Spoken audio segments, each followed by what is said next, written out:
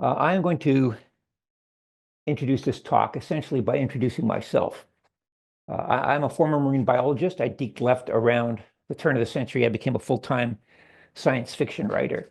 And since then, I have become known both for the habit of sticking bibliographies at the backs of my novels in I guess, a pathetic attempt to retain some shred of academic respectability, and for an outlook that might perhaps be less upbeat than some might consider healthy. These are some common reactions to my work over the years.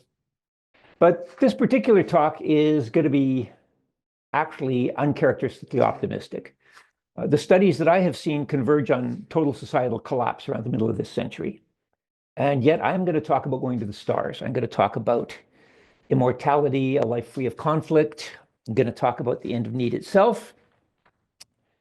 Before we get there, though, I'm going to have to remind you all of the story so far and where we all are. And quite simply, we are fucked. We blew past the Earth's carrying capacity 50 years ago. The only reason civilization hasn't already collapsed is because we've been burning through millions of years of accumulated credit in the form of fossil fuels. Now, of course, fossil fuels are killing us. Forget about 1.5 centigrade, that's been dead for years. We are currently on track to blow past 3 degrees by the end of the century, which takes us well past any tipping point that matters. Clearly, we have to give up fossil fuels, and clearly we are doing nothing of the kind. In fact, pretty much all the major players have been ramping up fossil extraction to unprecedented levels just over the past couple of years. On the other hand, if we did zero out fossil, then we would lose the ammonia that produces the fertilizer that's barely keeping the world fed, so half the human population would starve to death, which actually is not the worst case scenario, because ongoing topsoil erosion means that all the world's agricultural land is expected to be exhausted by around 2050 anyway, meaning significantly more than half the population dies. Green tech, this is how we mine lithium. It would take 3/4 of the world's lithium production, twice the world's annual production of cobalt, almost all of the world's annual production of something called neodymium. Don't know what that is, but apparently it's important. To replace internal combustion with electric vehicles just for cars, just in the United Kingdom. Scale that up to the whole world, and then talk to me about renewables. This is a real-time ticker of the museum at the Museum of Natural History in Tel Aviv. I visited it a few years ago, just before COVID in mid-December. If you look closely, you will see that we are wiping out, best guess, nearly 130,000 species every year. Now, admittedly, that's at the high end. I have seen estimates as low as 50,000 species a year, which, yay, I guess. Whichever end of the spectrum you choose to settle on, all the evidence suggests that we are just getting started in the extinction sweepstakes. Well over half the planet's wildlife has been eradicated since the 70s. Nearly half of natural ecosystems have been eradicated during the same period. Simple overfishing. We had wiped out somewhere between 80 to 90% of the world's commercial fish stocks way back at the turn of the century. I have no idea how much worse things have gotten since then. Now, climate change, curiously, has only had a minor impact on these things. Mostly it comes down to us just killing off species for food or so-called pest control, or physically destroying their habitat. Insect populations are crashing worldwide. Globally, they're down 2/3 or more. In parts of Europe, documented declines are up in the 90% range. Even in wilderness protection areas, nature preserves in Costa Rica, we've seen numbers drop by as much as 70%. We lose the insects, the global biosphere as we know it pretty much collapses. Pandemics are only starting to ramp up. COVID was nothing. COVID was a plague with training wheels, less than 1% mortality rate, albeit with a number of long-term downstream effects on everything from immune response to cognition. And we absolutely pooched our response. And we shouldn't forget the fact that COVID itself is not really a natural event. Most recent outbreaks are zoonotics, which means they come from animals: Zika, Ebola, SARS, bird flu, AIDS, and so on. Where do these animal vectors live? Well, they generally live in the forests that we are mowing down for building materials and subdivisions in agriculture. Now, if you look at these figures up here, where's the axis? Yeah. you're basically looking at a 1% drop in forest cover associated with 3 times as many outbreaks. Put that together with the fact that any new pathogen can cross the globe in the time it takes to hitch a transatlantic flight, and that thanks to a warming world, pathogens and parasites can now survive at latitudes that would have killed them before. We're expecting malaria in the Baltic by 2050. We've already got person-to-person transmission of dengue fever in New York, which is to say it's no longer limited to tourists bringing it in from the tropics. And you have a world in which the incidence of emerging diseases has more than quadrupled since 1970. It's also a world where only about 1% of wildlife viruses are thought to have even been identified, much less countered. This graph shows the number of outbreaks per year over time in the Asia-Pacific region. I'm guessing it's probably a decent microcosm of the global picture. Loss of diversity, biodiversity plays a role here too. When we ravage an ecosystem, the species that tend to survive are the tough, weedy ones, mosquitoes and rats, for example, which not only survive, but increase their numbers as they expand into niches formerly occupied by all those other candy-ass species who couldn't survive us. And wouldn't you know it, it's those weedy species that are also the best at transmitting diseases. So climate change causes drought. Drought results in increased rodent populations, and pneumonic plague kicks off its comeback tour. If not plague, Hendra virus. If not Hendra, West Nile, anaplasmosis, Nipah. Nipah's a scary little fucker. The original reservoir was in bats. It jumped to humans via pigs. Back in 1998, it infected 276 people in Malaysia. It killed 106 of them. That's a 38% kill rate. It's higher than smallpox. Now, Nipah's been on intermittent tour throughout Bangladesh and Malaysia ever since. It's been racking up kill rates as high as 90% in some cases. Half the cases are transmitted human to human, so it no longer needs an animal vector to get around.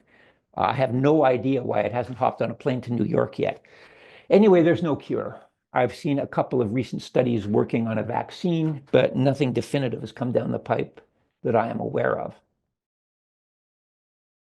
So in light of these facts and a number of others, it's not all that surprising that we are seeing studies predicting the collapse of global civilization around the middle of this century, followed by a halving of the human population. The results here on the right are from the University of Melbourne in 2014. Over here, these are from 2020.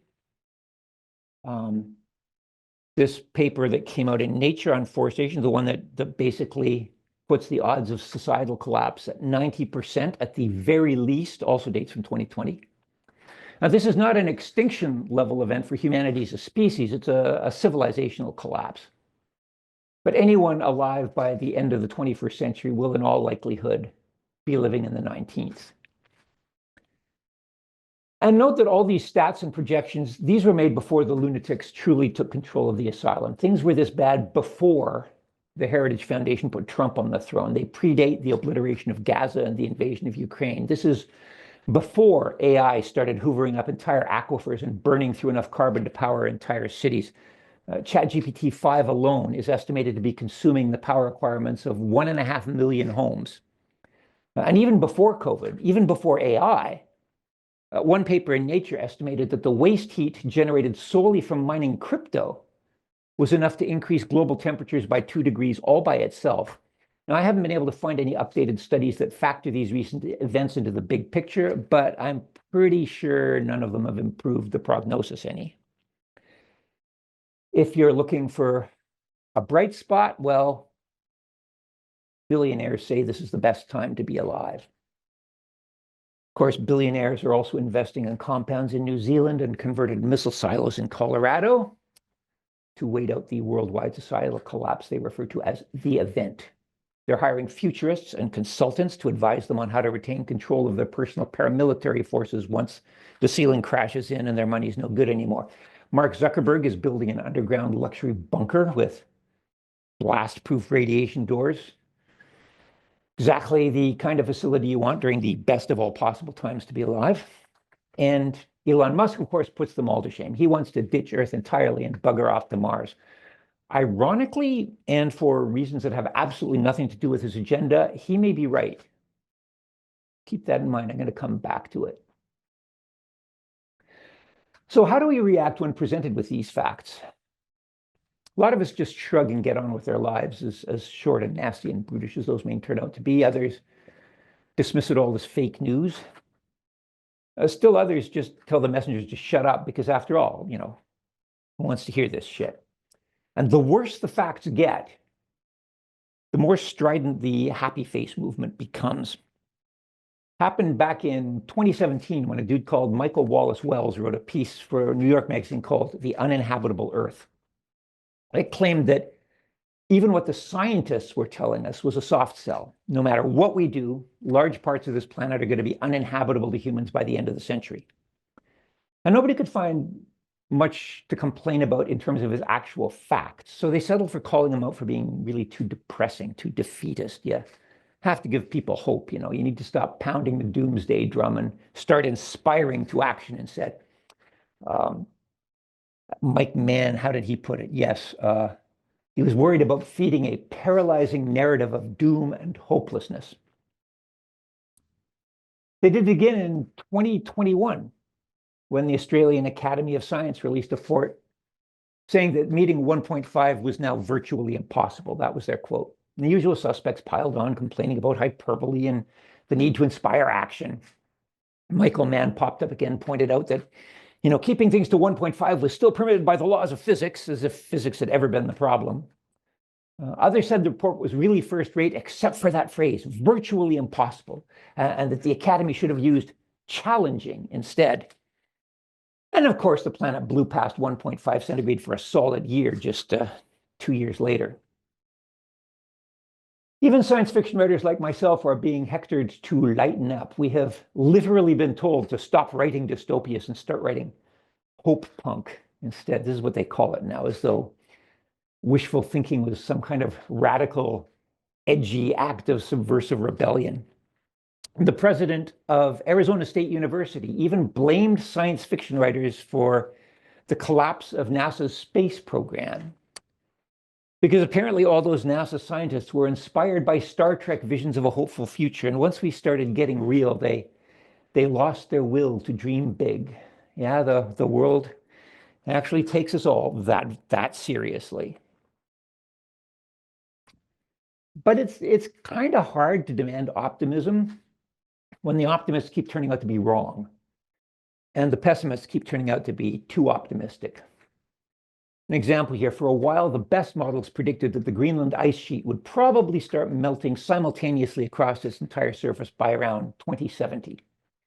That actually happened in 2012 and again in 2019. That's 60 years ahead of schedule. The Canadian permafrost is already thawed to a greater depth than that predicted for 2090. This recent paper from Nature points out that flooding due to sea level rise is now going to be 3 times worse than the previous worst case scenario. Even the rare bits of good news ultimately turn out to be bad. You guys are all familiar with the Atlantic meridional overturning circulation, yes?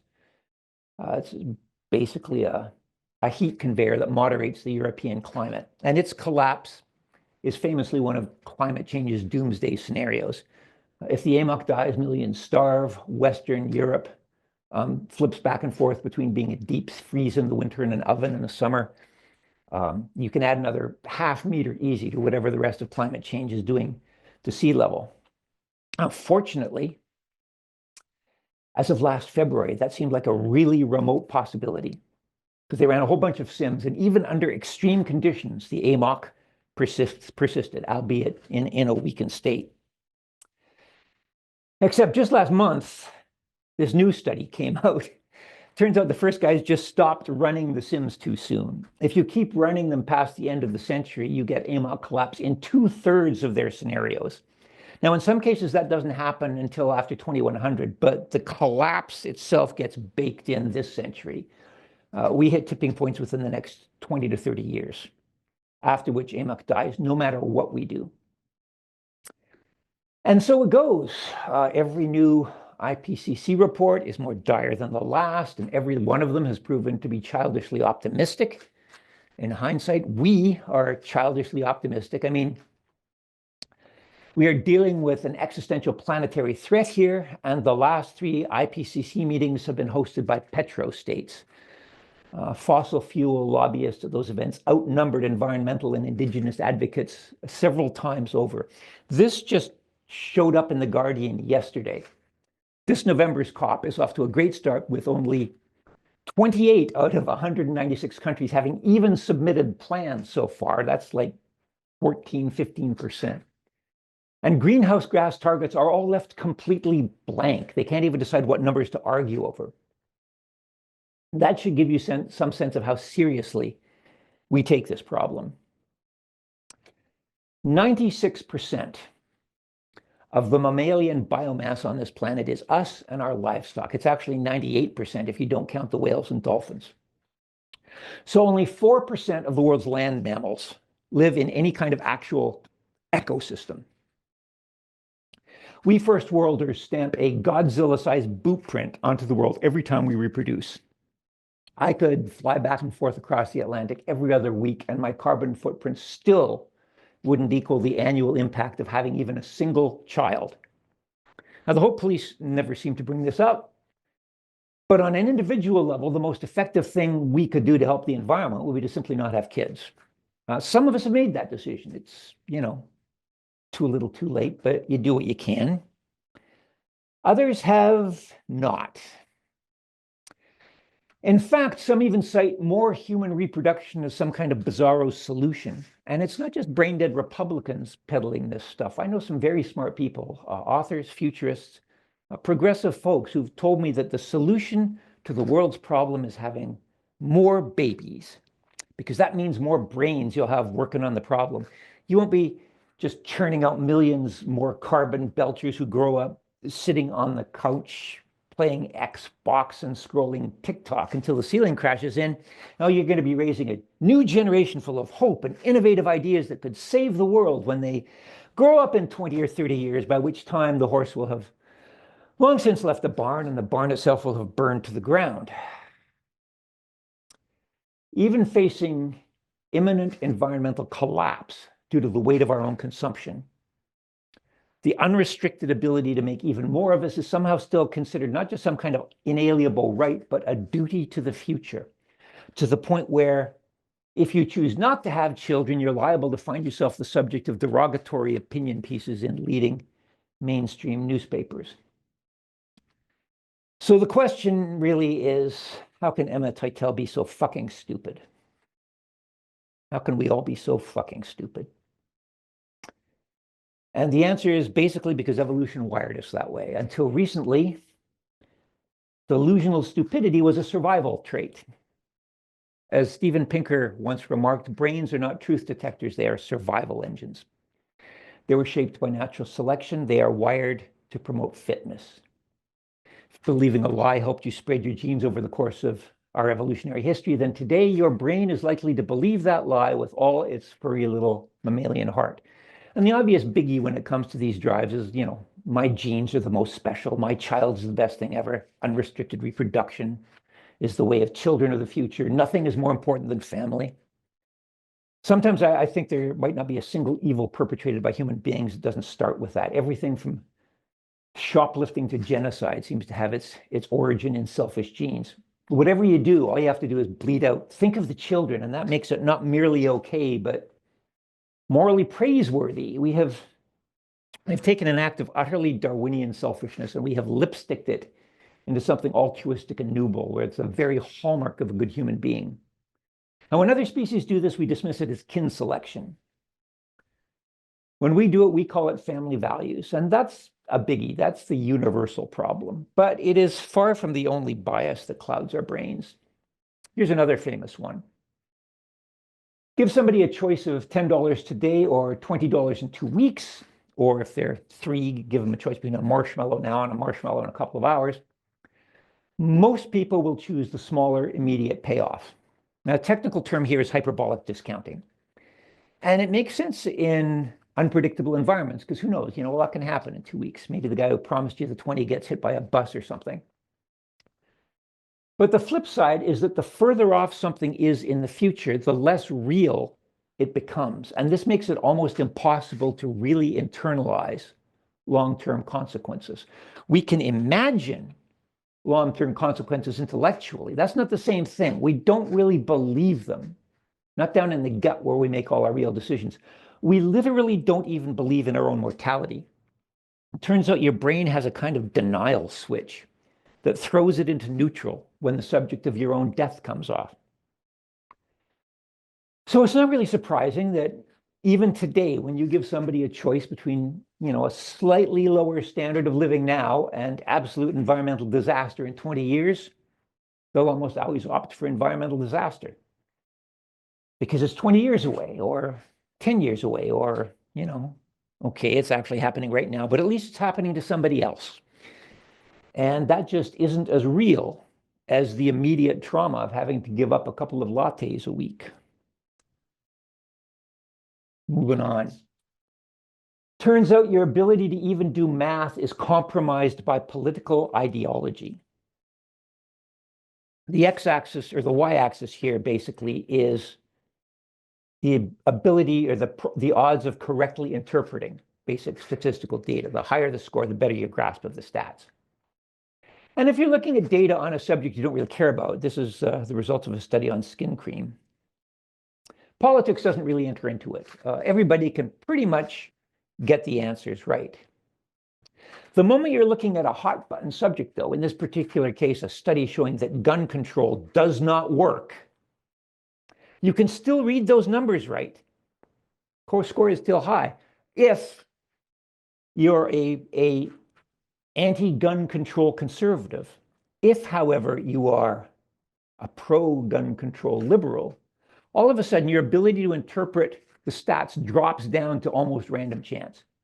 And it's the exact reverse. If the data show that gun control does work, in that case, liberals are all over that data. They know exactly how to read it. And it's conservatives that suddenly become statistical illiterates. Now, the trick, of course, is that all these data were exactly the same. All Kahan et al. Did was switch the headings at the tops of the columns. And you got to note that this is not just a simple case of denying results you don't like. This is seeing the results and literally not understanding what they mean, even though you would have no trouble at all interpreting the exact same numbers if they supported your beliefs. Religion.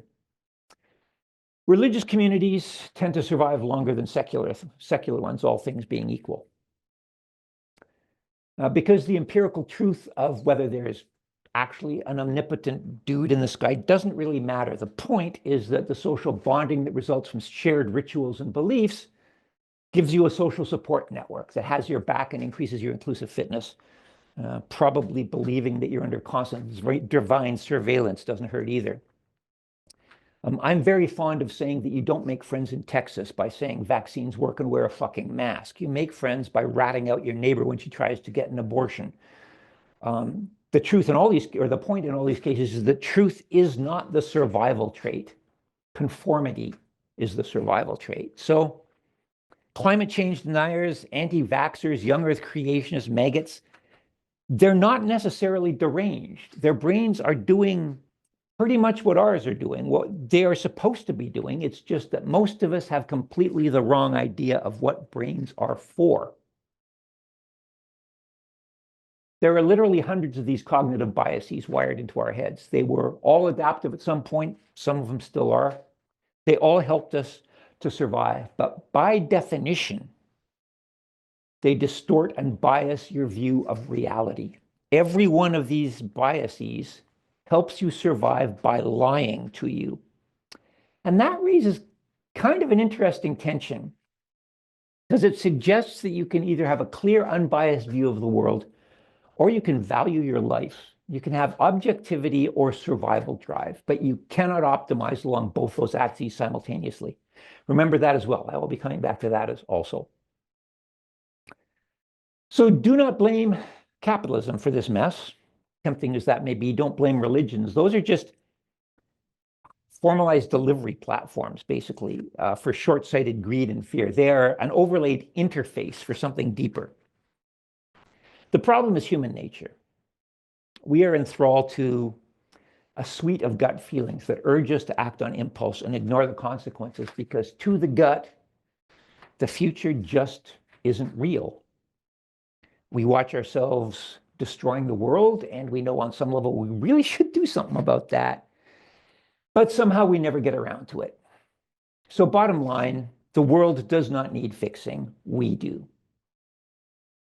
Now, believe it or not, there are people out there who actually serve as examples to show us how we could fix ourselves. People whose neurology diverges from ours, who see things differently, people whose priorities and perspectives are in closer accord with reality.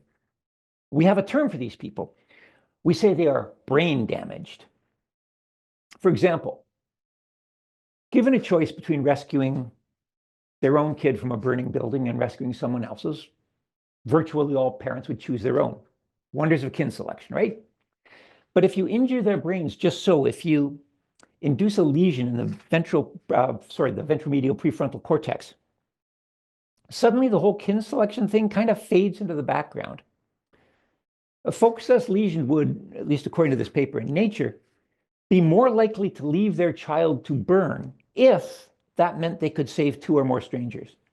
Now, they're not sociopaths. They actually have a better sense of right and wrong than we do, because it's based on ethics instead of gut morality. They don't just assume that their babies are the center of the world. They will choose the greater good even at the cost of their own fitness.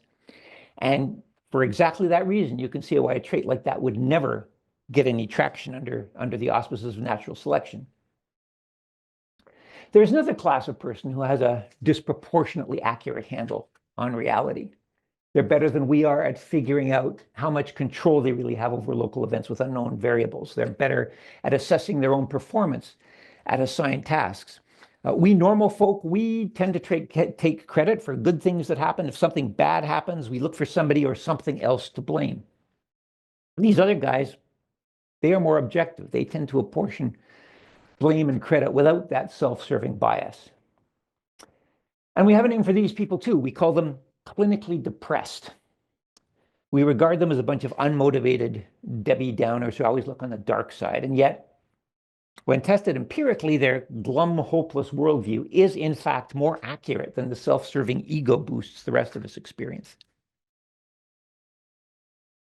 And you can see why we would be built this way.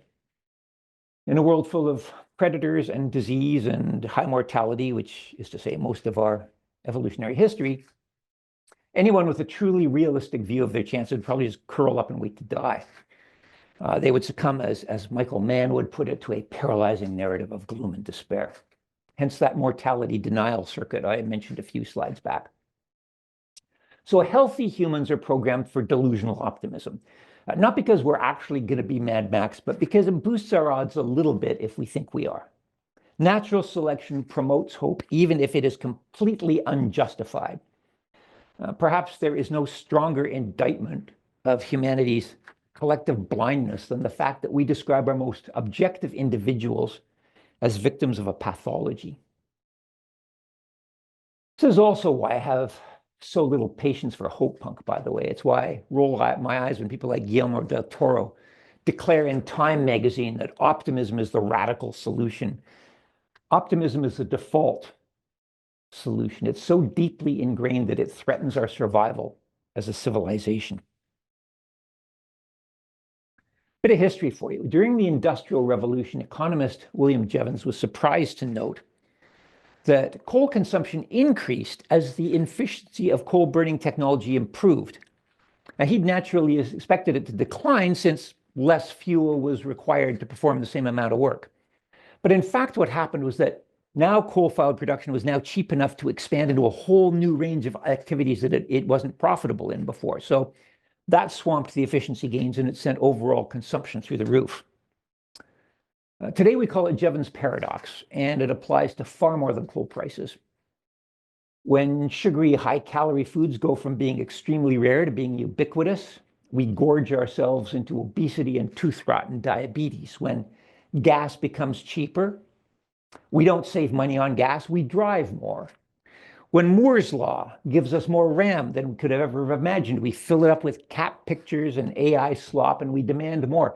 Technical solutions expected to increase efficiency only increase our appetites. And once again, there are clear evolutionary reasons for this. When you're living hand to mouth on the patchy Pleistocene savanna, it makes sense to grab everything you can while the grabbing's good. Resources are a lot less scarce today for most of us, but those old circuits persist. Enough is never enough for us. When seems a windfall in the morning becomes just something we expect as our due in the afternoon, and by nightfall it's inadequate. We want more. We always want more. Evolutionary scientist Robert Sapolsky once said that if you could change one thing about human nature, it would be our ability to acclimate to good fortune. Enter dopamine. This is, of course, the rock star of the neurotransmitters. It's the root of everything from orgasm to addiction. It's what drives us to consume. It's why slot machines work. It's widely perceived as a pleasure molecule, though it's probably really more of a motivation molecule. Dopamine makes you seek rewards. Dopamine is greed. It is the pursuit of more stuff. It is Jivan's paradox instantiated in neurochemistry. Now, this is nociceptin. Nociceptin does a whole bunch of things, but what caught my eye when I read about it is that it's kind of the anti-dopamine. If dopamine is, I'm driven by greed, nociceptin is, fuck you guys, I'm going home. And the science fiction writer in me wonders if nociceptin with a tweak or two might kind of be an antidote for greed. If we can induce this, maybe hack our brains, start overproducing the stuff, maybe enough will finally be enough. People who have 3 super yachts won't suffer existential crises if their neighbors have 5. Maybe they'll stop caring if they even have any yachts. Nociceptin can also induce depression, interestingly, which most regard as an unfortunate side effect. I choose to regard it as a feature rather than a bug, given that depressed is frequently just another way of saying more realistic. You all know about oxytocin as well. It's the cuddle molecule. It's the love chemical. It is also the hate chemical, because the flip side of loving your own kin is protecting them from others and keeping those others from grabbing resources that God intended for you and your kind. So oxytocin promotes ethnocentrism, xenophobia, racism. Maybe we could make ourselves a little bit more tolerant if we figured out how to edit that stuff. Parkinson's disease. People don't generally have a lot of good things to say about Parkinson's, but several recent studies have reported that it loses your religion, that people with Parkinson's are significantly, less religious than age-matched controls. It's as though the disease neutralizes those parts of the brain involved in the religious experience. McNamara et al. Implicate dopamine networks along the front of the brain. So maybe it's far out to suggest that if somehow we could defang Parkinson's, if we could separate the religious impacts from the degenerative ones, it might even be possible to cure religion, which I would consider a good thing, because we're basically talking about belief systems which historically have not only fought scientific progress tooth and nail, but which have also provided cover for every kind of prejudice right up to genocide and holy war. Up here in Canada, we're still dealing with the aftermath of the residential school system, in which various religious institutions killed basically thousands of Indigenous kids to beat God into them. In the interests of full disclosure, I should probably mention this other study that suggests that the causality might be flipped, that rather than Parkinson's making people less religious, it's at least possible that non-religious people are more likely to get Parkinson's. This is not good news for atheists. But it's just one study, and you still got a strong correlation there, so it implies that something can be tweaked. Anyway, I cite these examples to suggest that it is possible, in theory, to edit human nature in specific ways. These are case studies of accidental glitches and lesions and so on in brain function. After all, deliberate interventions would be much more precisely targeted and presumably more effective. So at least in theory, it should be possible to upgrade humanity 1.0 to 1.5, a more enlightened, less selfish, more sustainable version of ourselves. Now, I'm not suggesting we're about to do this, of course. As far as I know, nobody's conducted any serious research into this premise. And even if they wanted to, I mean, good luck getting funded, right? Please give me $5 million so I can rewire human nature at the neurochemical level. But theoretically, it's possible. Because let's face it, even if we somehow found it in ourselves to solve the current polycrisis, we're only buying a bit more time before the next one. We had a nuclear arms race before climate change. Today, nuclear war is a bigger threat than at any time since the Cold War. We could have an AI hard singularity takeoff. We could have a gray goo nanotech scenario. None of these things are problems. They're only symptoms. The problem is us. Ultimately, the way to really save humanity is to turn it into something else. And that's a long-term project. So everything from out here is long-term. Rest of this talk is predicated on the assumption that we survive long enough to seriously contemplate interstellar travel as a feasible option. I freely admit that this is delusionally optimistic premise, but at this point, you probably shouldn't be surprised by that unless you just haven't been paying attention. Of course, right now, the talk is mainly interplanetary. If we destroy this world, we can always move next door. That's the explicit motive underlying Elon Musk's Martian colonization initiative. Now, Musk thinks we have to get off this planet to avoid extinction. So did Stephen Hawking when he was alive. So, not all Mars advocates are complete assholes. Musk doesn't, to my knowledge, address the fact that the most likely cause of human extinction is human behavior, and that's the one thing we'd be bringing with us no matter what planet we ended up on. Still, for what it's worth, plausible industry projections put a manned Mars landing in the early to mid-2030s, a permanent base colony late in the 30s, early 40s, self-sustaining colony around the 2050s. Those are apparently industry averages. Musk's timeline is significantly more optimistic, but Musk has a history of overpromising and underdelivering. In any event, a self-sustaining Martian colony squeaking in before societal collapse on Earth is at least a plausible scenario. Once they're self-sustaining on Mars, you got the moons of the gas giants. I mean, Europa and Enceladus are actually better bets than Mars if you're looking for extraterrestrial life. When you got the solar system down, what next? Well, according to people with money and influence, we head for the stars.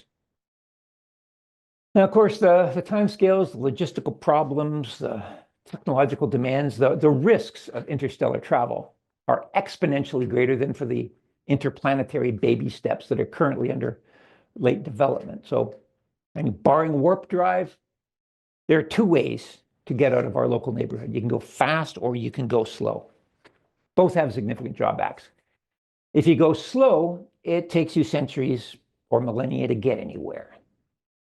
And that means either generation ships or hibernation. Generation ship, as you probably all know, basically a propelled city in space, outfitted with an ecosystem that keeps hundreds or thousands of people alive for hundreds or thousands of years. Smaller populations, you run into genetic bottleneck issues. People whose descendants we really hope will still be on board with the program a few generations down the line. This is Chrysalis, for example. It's the winner of this year's Hyperion Project Design Competition. Hyperion is, according to the website, an international interdisciplinary team with expertise in architecture, engineering, anthropology, and urban planning. You might notice a lack of stated expertise in things like, cosmology and closed-loop ecology. Chrysalis is a monster, as it has to be. It's 54 kilometers long, 6 kilometers wide, deuterium fusion powered. All the essential technology is speculative, but allegedly achievable by the 2040s, again, squeaking in just before the collapse. Now, I'm willing to grant them the hard tech for the sake of argument. What bothers me as a former biologist is the ecosystem component. You're talking about a closed-loop biosphere with hundreds or thousands of interacting species from bacteria up to humans, each running genetic programs that evolved for life on a planet, now trapped together in a tin can. Current real-life experiments on closed systems have only lasted a few years, and you can count the number of species involved on the fingers of one hand. Simulation models of complex bottled ecosystems show all sorts of breakpoints and instabilities arising spontaneously. There's no fire exit you can just walk out of if the air gets too stuffy. And while technology is invented, I mean, you can design it to perform a specific vital function, and those specs will not change. Species do change, species evolve, and evolutionary pressures are greater in novel environments, like, for example, when you'd find in a 50-kilometer mason jar in interstellar space. Evolution has no foresight, no goal but fitness in the moment. There's no way of predicting how those trajectories will change when bottled up under alien conditions for a few millennia.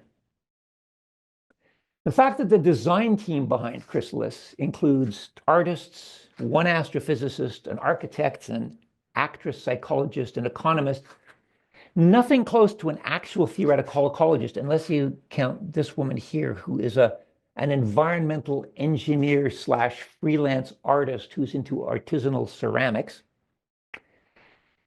Let's just say that, speaking as a former biologist, I would only send my kids on such a journey if I really didn't like them very much. And again, this was the winning entry.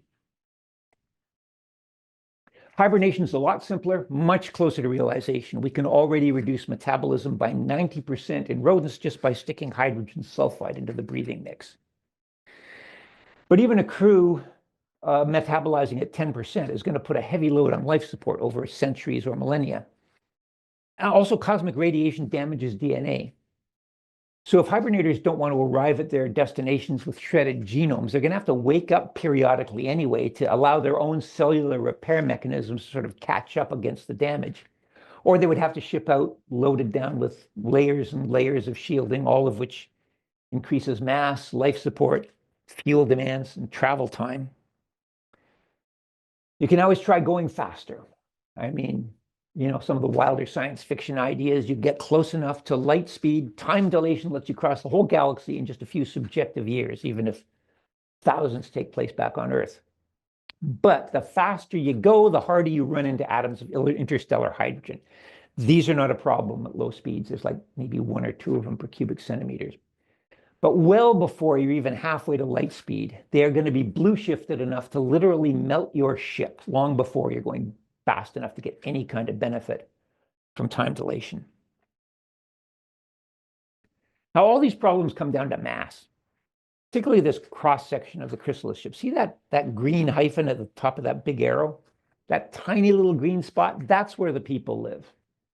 Everything else is this colossal mass of fuel and machinery required to transport a few infinitesimal flecks of meat.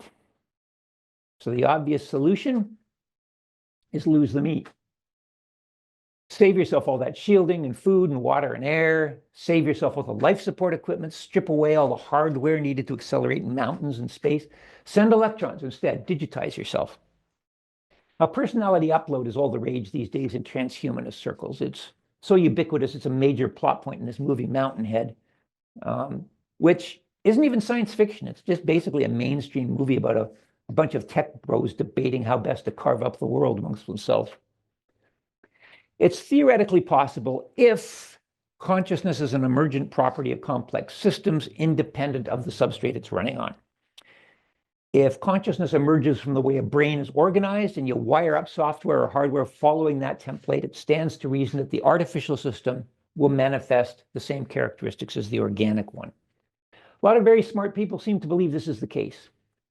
Geoffrey Hinton, godfather of AI, guy who pioneered the architecture underlying today's large language models, winner of the Nobel Prize for his efforts, quit his cushy job at Google to warn us all about the dangers of superintelligent AI waking up. After all, he argues, brains are conscious, and modern neural nets are designed roughly around the same principles. That's why they're called neural nets. Hinton's a reductionist. He doesn't believe that there's some magical fairy dust you have to sprinkle onto meat to make it wake up. He thinks it's all part of the intrinsic physical system. And a lot of people believe this. If they are right, it should, at least in principle, be possible to upload a human personality into a digital environment. Other very smart people aren't quite so sure. If you're Roger Penrose or Richard Searle, you would argue that consciousness is by nature non-computable and cannot therefore be instantiated in a computing device. Now, if they're right, uploading a conscious personality is a pipe dream. At this point, we just don't know. I mean, I am pretty skeptical of magical conscious fairy dust myself, but then again, physics as we understand it doesn't offer the slightest clue as to how electricity trickling through meat could possibly wake up. So the rest of this talk proceeds on the assumption that Hinton is right and Penrose is wrong, because any other assumption would just be the end of the talk. I have personally always been a bit leery of the whole upload thing. A lot of transhumanists, as far as I can tell, don't seem to have internalized the fact that even if we do figure out how to upload a personality, it most likely won't be a transfer. It'll be a copy-paste, most likely with a delete original tacked on at the end. And as the original being deleted, I'm not sure how cool I would be with that. Pardon me. However, way back in the 80s, a dude called Hans Moravec posited an upload scenario I could probably get behind. He asked us to imagine a meat brain being replaced by silicon, one neuron at a time. At what point do you stop being human, he wonders. When the first neuron is replaced? Clearly not. When half the brain is gone, when the last neuron is swapped out? There is a continuity to this process that kind of soothes my gut fears. That makes me realize that if you change gradually, like just, one neuron at a time, you'll never stop being you in any real sense. So I have come to grudgingly accept that mind uploading, again, assuming that it's even possible in theory, is not something that we would reject out of hand. It might even become popular. Once that happens, the cost of interstellar travel becomes almost trivial. You can travel much faster because you have vastly smaller payloads, spaceships the size of an iPhone instead of a mountain. But you can also amble along slowly with your system clock turned way down, so centuries pass to you like moments. If you absolutely have to indulge your brainstem expansionist tendencies, fine. Bring along the specs for building organic beings. Print them from raw materials using von Neumann technology at the other end when you find a suitable world. In fact, sending digital facsimiles between stars would be so much cheaper and easier than sending meat that we might reasonably assume that any starfaring species, faced with the same laws of physics, will end up going the digital route. Now, if you're into science fiction, this probably sounds like old news. I mean, I have been reading stories about digitized people in tiny spaceships since around the turn of the century. But take it one step further. With digitization, you gain the potential to not just upload your brain, but to edit it. I'm talking about turning ourselves into a whole new cognitive species. We do that by getting rid of all those instincts that currently control our behavior. All those edits I suggested for organic brains, but with the infinitely greater precision available with a digital system, hacking code, basically, instead of meat.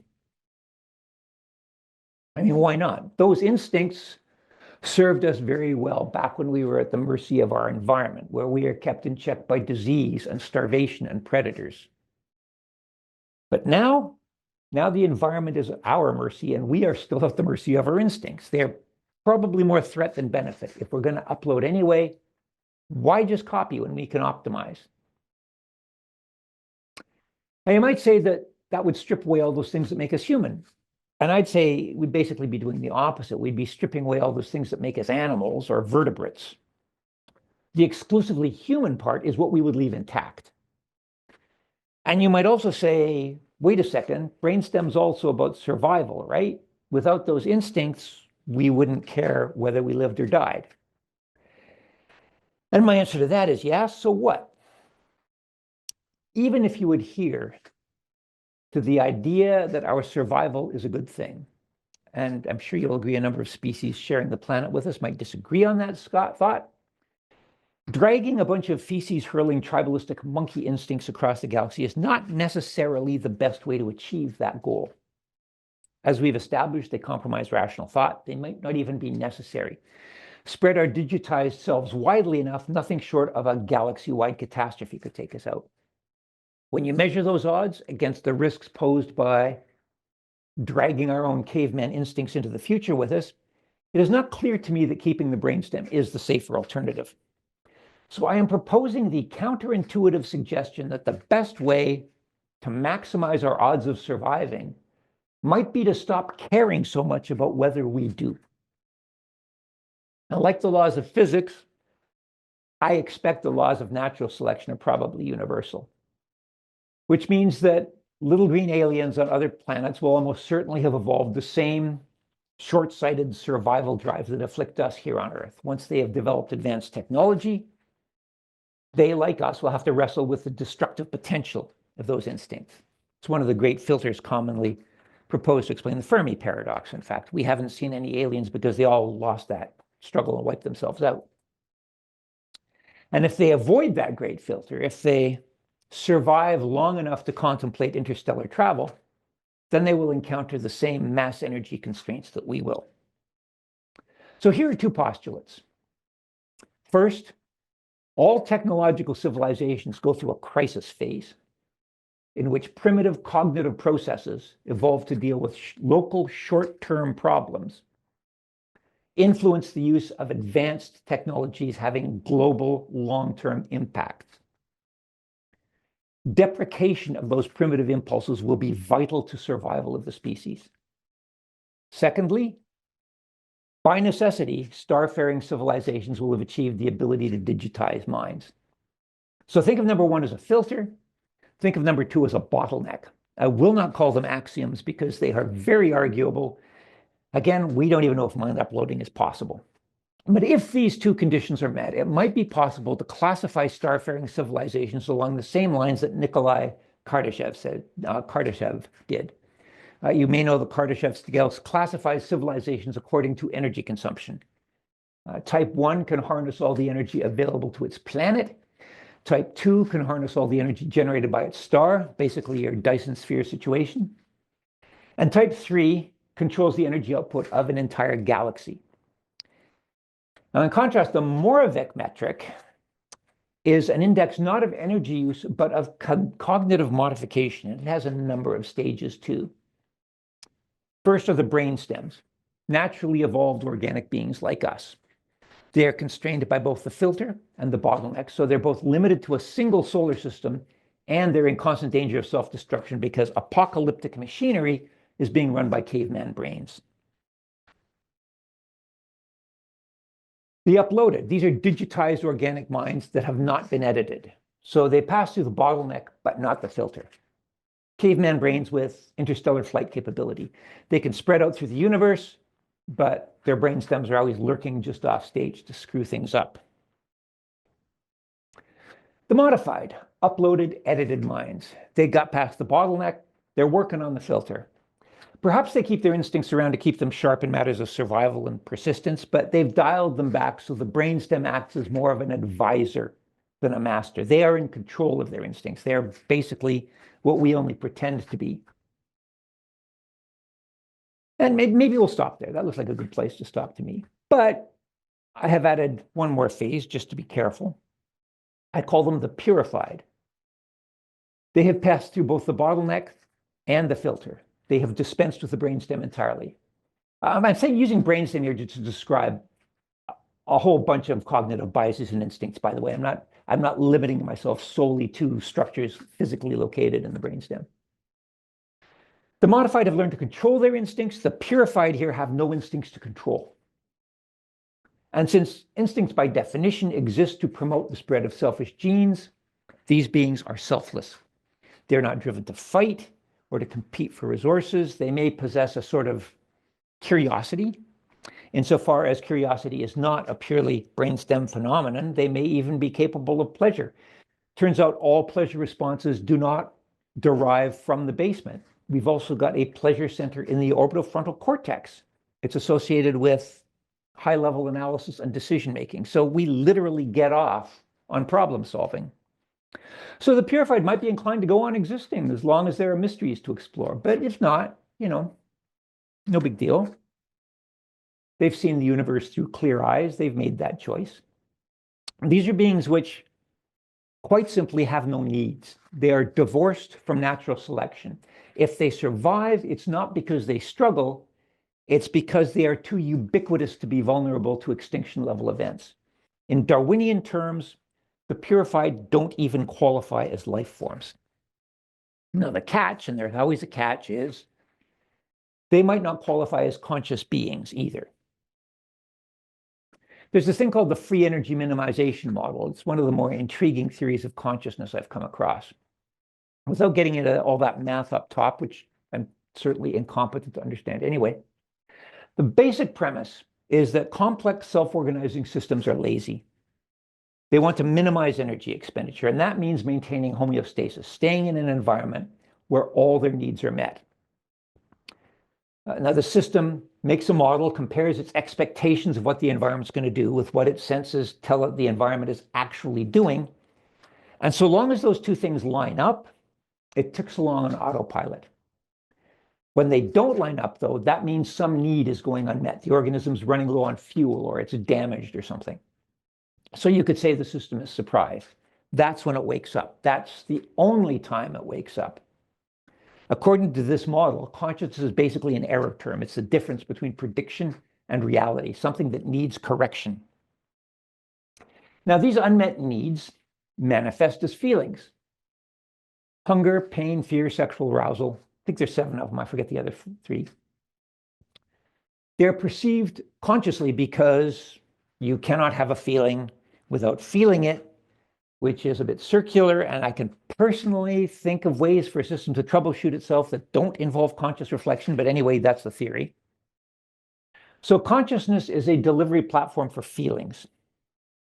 Feelings are a metric of need, and needs fundamentally imply a desire to survive. You don't worry about starving or being eaten by a predator if you don't care whether you live or die. Without needs, there is no call for consciousness.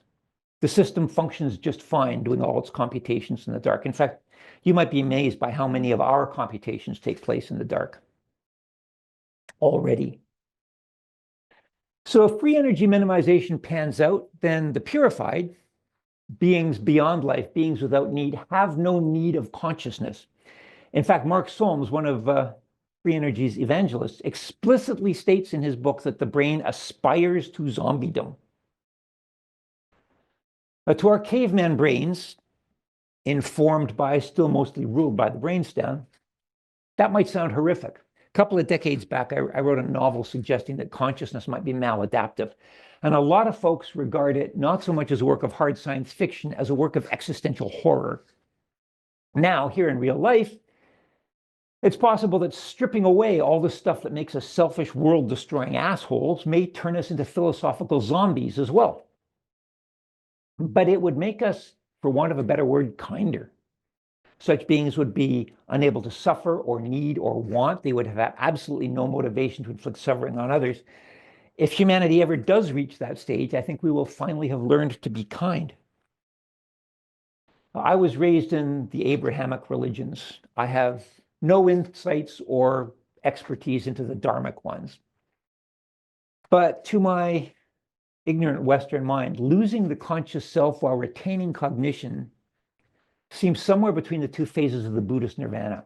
Nirvana with substrate is the state where a being remains conscious and aware, but is free of all suffering and desire, the substrate in this case being the flesh in which the consciousness is housed. Nirvana without substrate entails the complete cessation of all feelings, desires, and consciousness.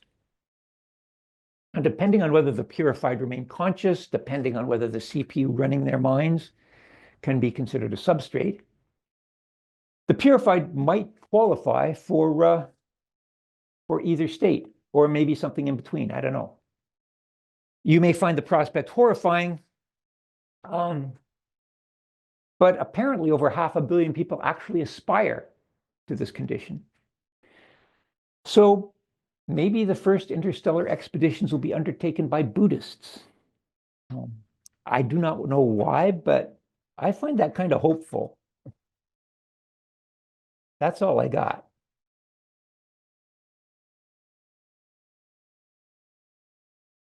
Peter, thank you very much for your talk. I greatly enjoyed it. So we're gonna open the floor up to questions. So I'm gonna go first. So you spent a lot of time kind of talking about, biology and chemistry and how this kind of reflects in our social world, right? You talk about religion, you talk about cognitive biases.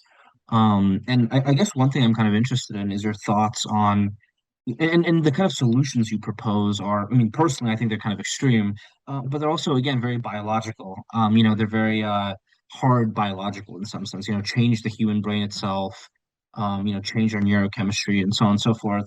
And I guess one thing I'm interested in is, and there's this really great philosopher and historian by the name of Panagiotis Kondylis. And he talks about similar things, but from a very social science perspective. He doesn't talk at all about neurochemistry, but he talks about anthropology, and he basically makes this point that, every society has metaphysics, every society has conflict, every society, he approaches these things from a very ethno-historical point of view, and he comes to similar conclusions where it's like, humans will always be in conflict, they'll always kill each other, they'll always be, fanatically religious, and so on and so forth. And the reason I'm bringing this up is, human beings are products of their evolution, but they're also products of culture, right? And culture is very powerful. So I'm kind of curious on your thoughts on kind of non-biological intervention. And what I'm getting at is like social control, via ideology or, memetics, where people, certain ideas, social engineering, certain ideas are promoted. Altruism is promoted in a way where it kind of overcomes people's natural instinct. How do you do that? I have no clue. But, people have a self-preservation instinct, but they still kill themselves. They have a self-preservation instinct, but they sacrifice themselves for a cause. They'll tell you that, more they become martyrs, it's just something that they choose to do. So to me, it's clear that you can, through human culture, overcome some of these instincts. So I'm kind of curious on your thoughts on, maybe less biological interventions, more social engineering into kind of these things. Yeah, I mean, if you don't, if you're not interested in truth, I think that's not a bad avenue to take. I mean, uh, on those occasions when I've visited Europe, I've always been gobsmacked because you guys have way more history than we do. And I've been absolutely gobsmacked by these massive cathedrals and to the fact that they took centuries to complete, that you would be born into a world in which there was this wall that was like up to your knee. And by the time you died, it might be almost up to your shoulder. And you would never live to see the thing that you had spent your entire life building. But because you believed you had a divine purpose and that God wanted you to do this, you took a long view. And I have frequently just been in awe of these things and thought, Jesus, if these kind of motives could be harnessed for good instead of evil, wouldn't that be awesome? Um, and I think I mean, the problem I have with it, and it may just be an ick factor on my part, is that you basically have to lie to people. I mean, the number of people who sacrifice themselves thinking they're going to go to heaven is one thing. How many people, how many altruists do you think you would have um,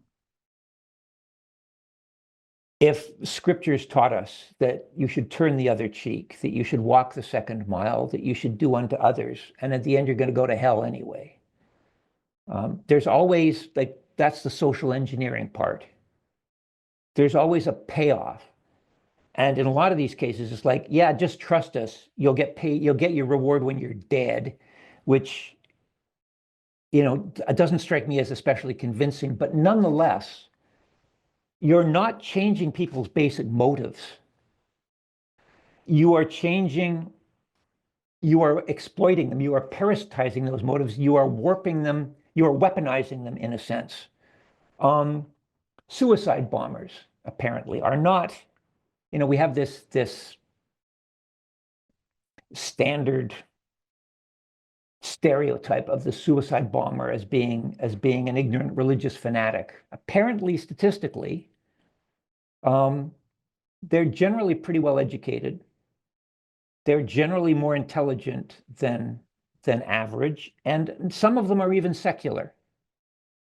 The thing that motivates them is not so much, at least in terms of the secular ones, is not so much spirituality or theocratic belief, but a trading up of value of life. They are raised in an environment where they feel their life is worth little. So if they can take out somebody whose life is worth more, that's a net benefit. And again, it's basically kin selection. People do all sorts of altruistic things for reasons which, when you actually sort of pop the hood and look underneath, are either A, derived from things that increase inclusive fitness, if not direct reproductive fitness, or B, are corrupted versions of those motives that other people have used to exploit them, to get them to do things. And that's not really all that much different from what you see in non-human species. There are a number of species that seem to perform acts of altruism, even to, acts of altruism. That's JBS Haldane made that famous line about, I would gladly lay down my life for what, 2 brothers or 4 half cousins or something. I've forgotten the math. But his argument was, yeah, basically you go with whatever promotes the greatest number of genes that you have in common with your kid. So there's that, and that's really obvious and direct. But there are also cases of species trying to warn other species of predators and so on, which seems wonderfully altruistic until you look at it closely, like a squirrel who sees an aerial predator, a hawk that's about to die, will raise an alarm call, and people will say, holy shit, why would you do that? You're just attracting the hawk's attention, and you are putting yourself at risk to warn all the other squirrels. But what actually happens is, by raising that alarm call, all the other squirrels start to panic.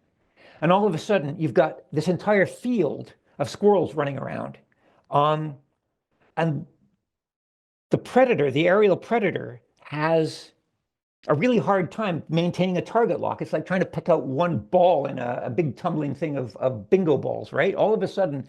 So basically, the one giving the alarm call is using the others as decoys to get away. And the reason we know this is that if the same individual sees a ground-based predator coming, like a snake coming in through the grass, it'll just sneak away quietly and not raise an alarm, because something coming in from the side is not going to be as confused by a panic motion as something coming down from on top. And so I don't deny that social engineering can work. And I've frequently kind of been jealous of the fact that, the good guys don't use social engineering. In fact, I'm actually working on a video game, a VR video game with a startup out of Tel Aviv that's fundamentally based on the premise of social engineering. But the problem I see with social engineering is that it takes extant drives, extant impulses, extant behaviors, extant circuits, and it corrupts them, it manipulates them. And as a result, it's amenable to corruption, because anybody can now hack those circuits. But B, the underlying destructive impulses persist. They have been twisted in one particular direction. And it may even be a beneficial direction for all, but it can always be twisted in an opposite direction. This is the problem I have. Well, one of the problems I have with insight through revelation, when you don't have a correction mechanism, when you don't have an ability to test a hypothesis empirically, when all you have to do is say, God told me that the fags and the queers are all going to hell, and that's all you have to say, and you are sufficiently charismatic to bring people to that conclusion, pretty much anything goes. You can say anything and corrupt people that way. I think the advantage of changing human nature is that rather than weaponizing corruptible drives, you eliminate them. You basically immunize the species against that kind of manipulation. Now, that said, this is obviously pie in the sky bullshit. I'm a science fiction writer. And clearly, social engineering is a much more plausible, much more effective in the short-term strategy. But we know what happens when societies are engineered. We know the pendulum swings. And rather than weaponizing something that's inherently destructive, turning something good towards evil, I would rather get rid of the evil at the base.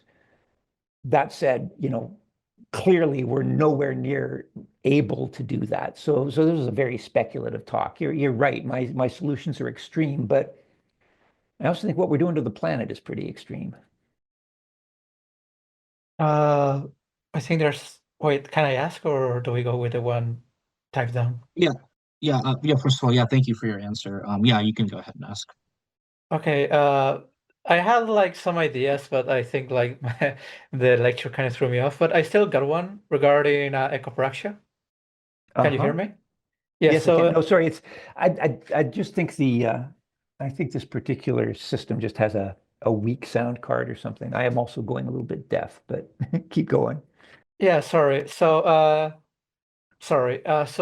you were saying about the concept of having these sort of altruistic people um, eliminating their needs for, instincts and like self-preservation that are written into us. And I was thinking specifically of the bicamerals from Ecopraxia, like this community that maybe I'm spoiling the book, but they were like engineering like tumors into their brain. I think they were doing to like remove all of their base instincts and preserve like their intuition and like sort of what's called broadcast areas to like communicate, I think. Yeah, you're But let me finish real quick. And also, I was thinking of like the point you just made about it being immune to social manipulation, how like they sort of kept up this fight against like Portia, which was this sort of alien, yes, social engineering mind virus. Like the bicamerals were kind of putting up a fight against it by being like, sort of uh, selfless. I don't know. It's not really a question. It's more like I'm just throwing things out there. Sorry. I think you're selfless in what sense, right? I mean, does a neuron have a self? The bicamerals are essentially networked brains. And what little we know about how consciousness works suggests that that would not create a bunch of brains in communion with one another, but that a single consciousness would swell up and absorb everything. So they'd basically be like they would basically be like one neuron in a bigger brain. But there is still a self in that sense. Now, I don't want to give too much away because there is a third book coming, and that kind of deals with more of what the bicamerals are doing. But I've given some of it away with the free energy minimization theory that in fact consciousness might just be training wheels for something that doesn't have an omniscient view of what's going on in its environment. And that once you have all that information, thinking about it consciously makes about as much sense as suddenly becoming aware of what all your fingers are doing when you're playing a complex piano concerto. It can actually be destructive. But I don't want to get too much into what the bicamerals are up to because third book. Wow, that's huge. Thank you.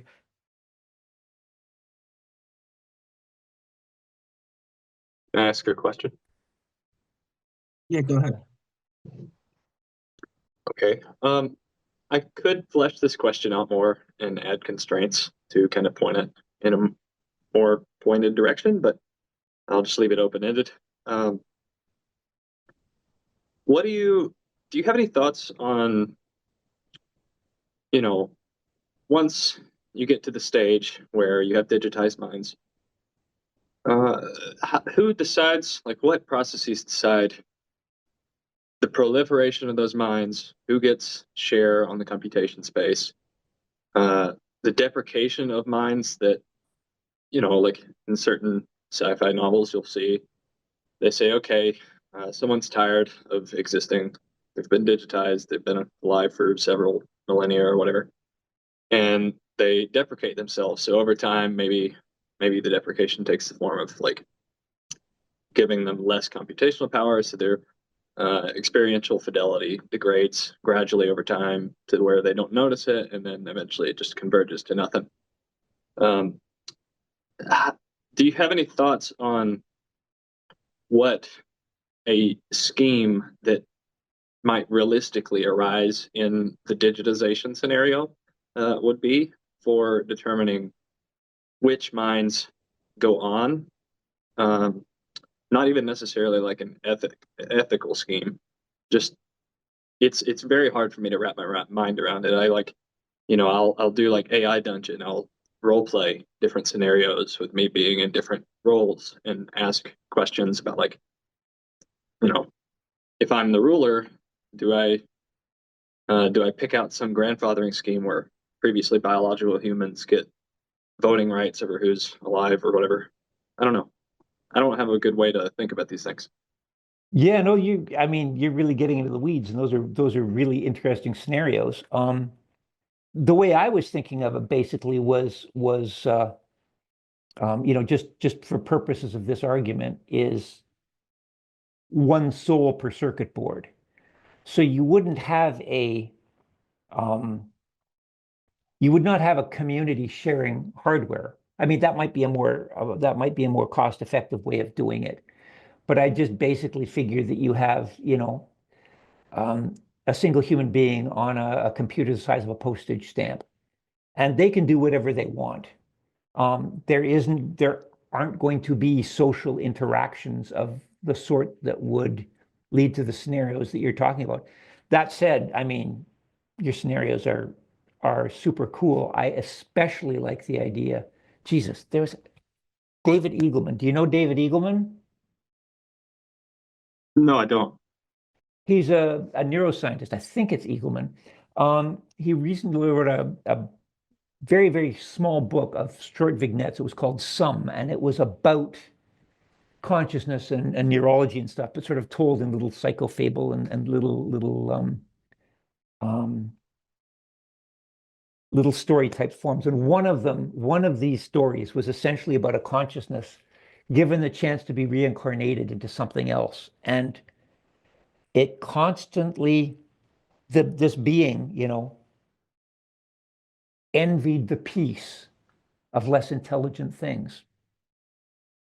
So, it became a cat, and then it became, and then the cat was given the same choice and became a horse and so on. And it just gradually, like you say, kind of self-deprecation with a shrinking of perspective, because, and the dragon you're chasing in that case is peace. Alistair Reynolds did a short story, which was recently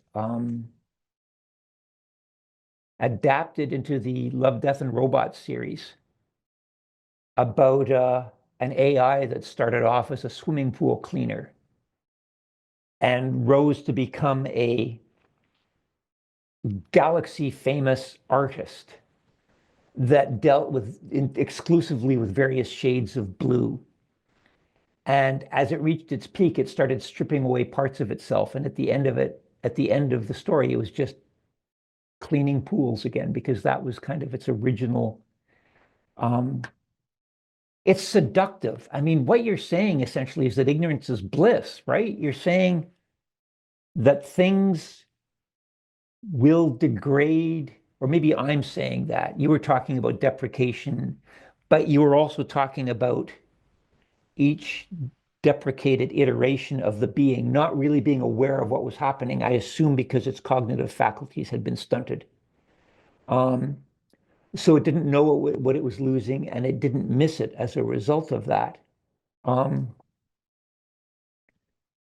That's kind of an like the drive to ignorance, the ignorance is bliss, kind of overlaps with Solm's We Aspire to Zombiedom.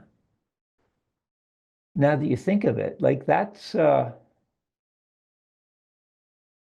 whole different parallel. There's a whole sort of genre of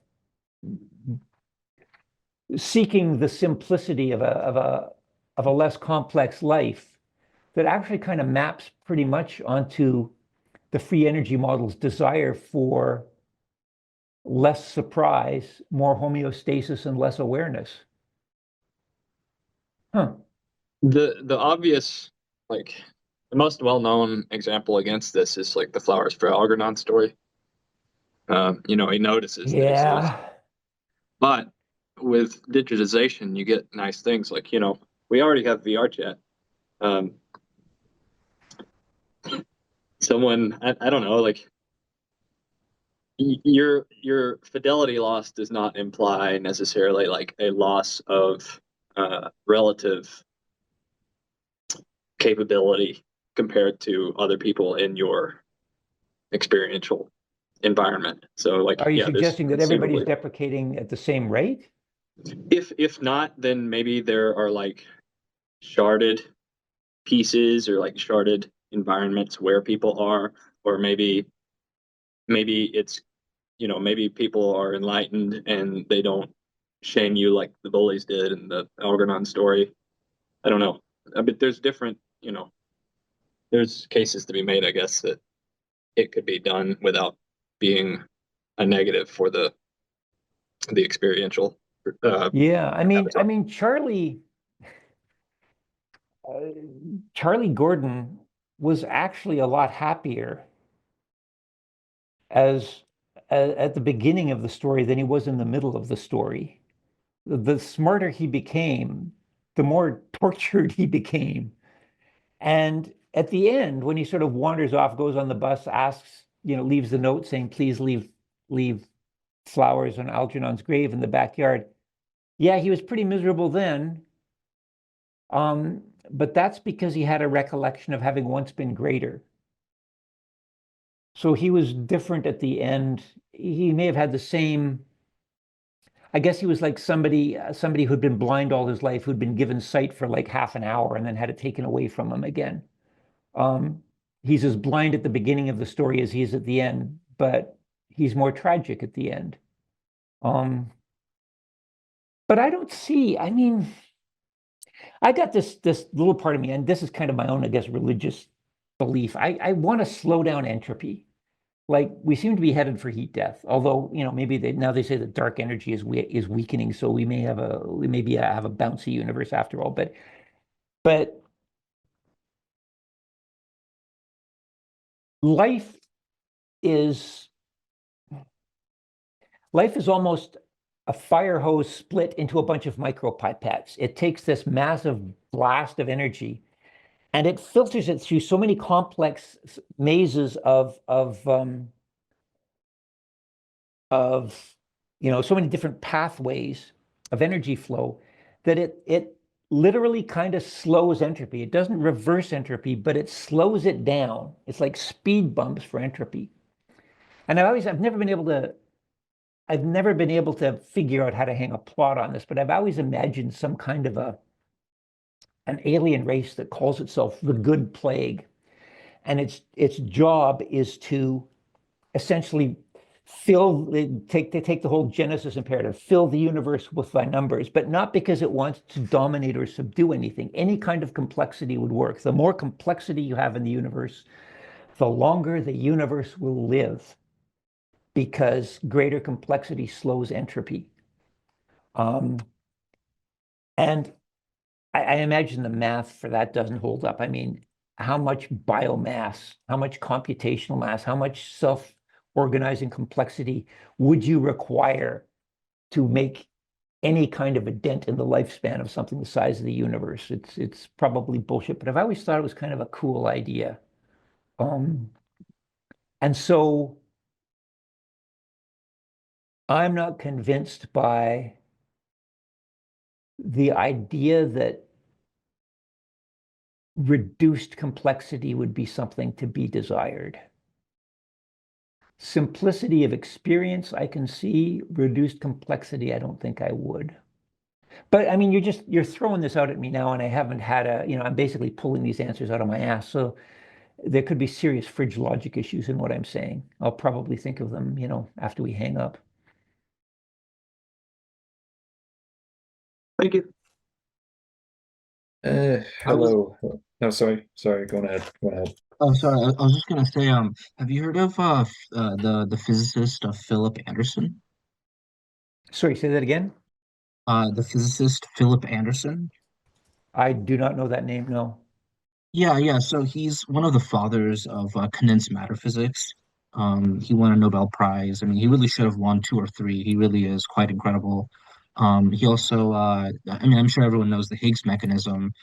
He came up with the Higgs mechanism in a superconductivity context before, Peter Higgs and Engelbart and all those people. But yeah, he's a very important physicist in 20th century physics, and he's really obsessed with emergence, and complexity and kind of like the sort of like if you have individual like a neuron, right? A neuron is a neuron conscious, but then if you get a bunch of neurons together and you wire them in a certain way and there's a certain structure to that matter, their collective action is now conscious. And he talked about quantitatively, things like superconductivity, magnetism, fires or electricity. And again, the basic point here is, an individual electron, can't superconduct, but then, the collective action, the Cooper pair, now this can superconduct. And I guess my kind of point, and this is maybe just more of a remark, which is kind of like, we know that there are certain physical laws, like, the speed of light. We can't go faster than the speed of light because it's really sort of a bound on the kind of information we can send across space and so on and so forth. And I kind of have to wonder if there's any kind of laws like that with consciousness where it's like, you have certain substrate, and once it gets complex enough, it just induces, the collective action snaps, and now it induces consciousness. It's not something you can get away from. I mean, this is just pure speculation on my part, so it's not really, shouldn't be taken too seriously, because again, we understand so little about consciousness. But when I look at physicists and I look at physicists talk about emergent behavior, something I kind of have to wonder is, can a rock be conscious? Probably not. I don't think the substrate supports that. But what happens if a certain organism becomes complex enough, and then now, can you remove the consciousness from it? Again, I don't know. It's just, I'm just bullshitting here. But I was just kind of curious if you had ever looked into emergent phenomena in physics. Yeah, I mean, I don't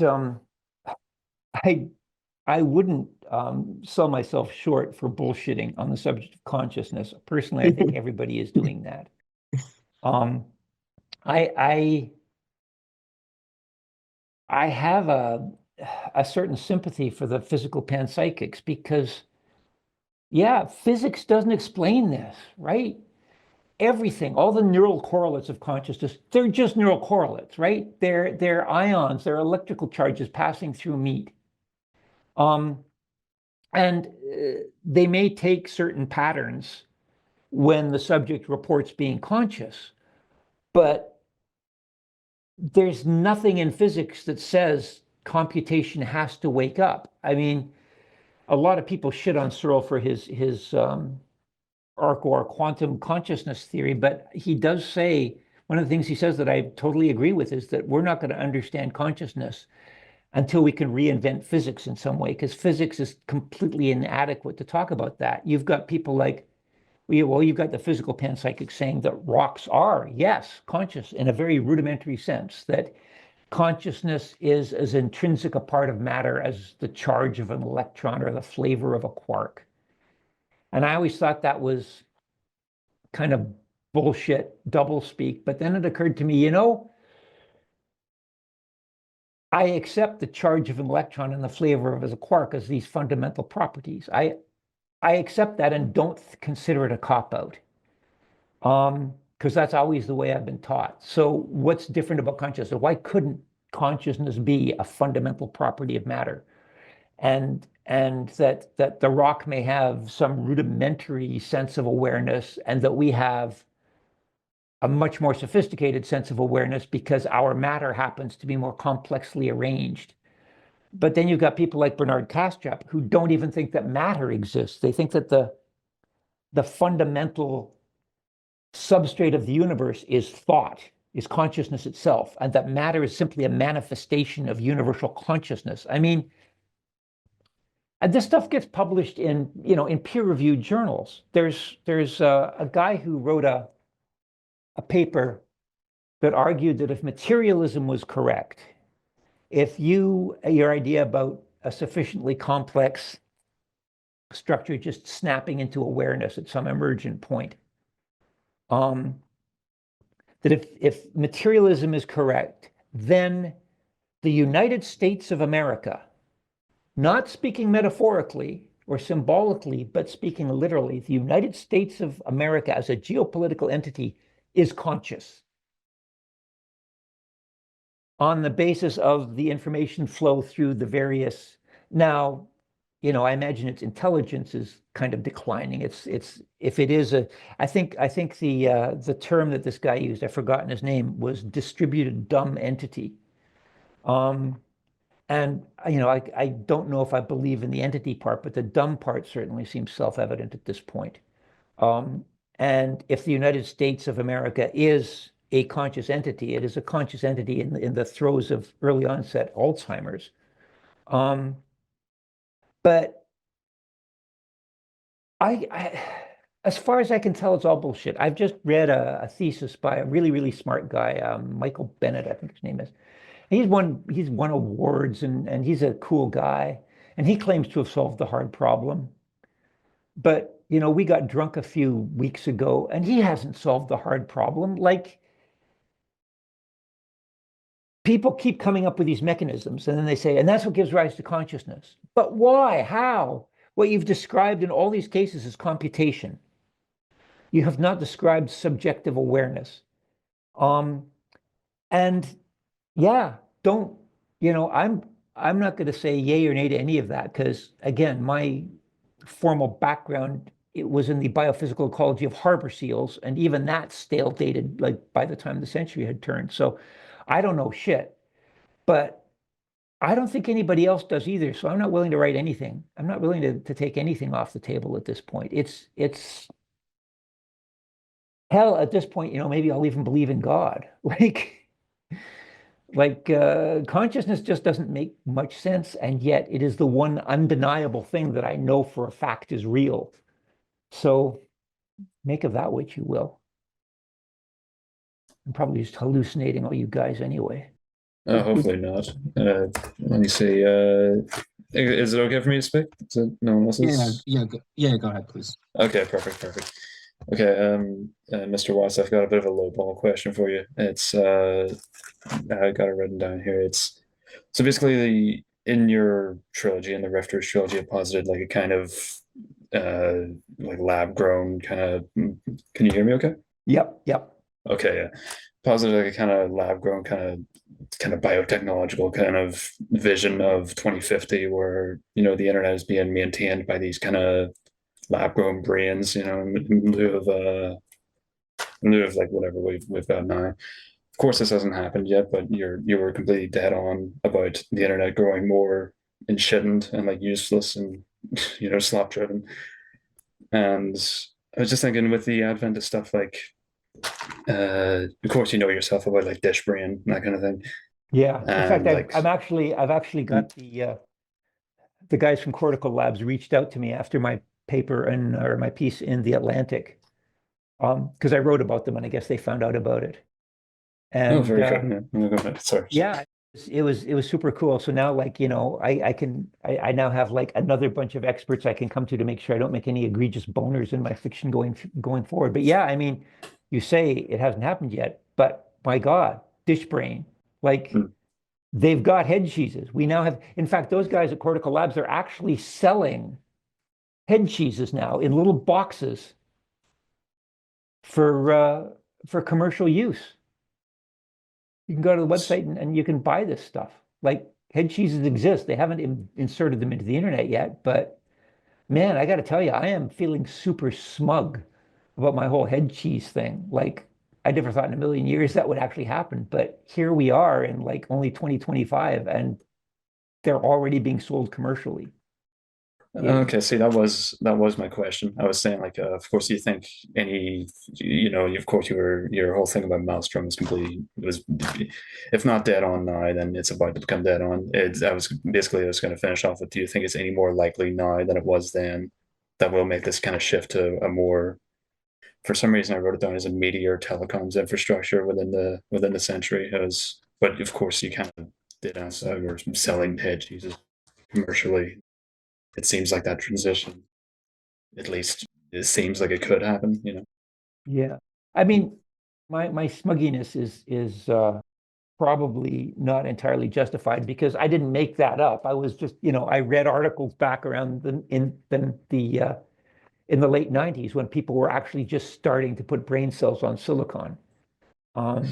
It wasn't as sophisticated, but I did not come up with the idea of, hey, let's, Oh yeah, of course. I thought, hey, somebody's done this with like a dozen brain cells. Let's just assume that, let's just take that ahead a few decades and see what happens. So it was like I basically steal other people's ideas and run with them.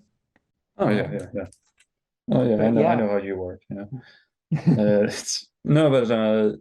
that's perfect. I just thought that was the thing about the trilogy that stuck out to me the most. Probably was I was very interested in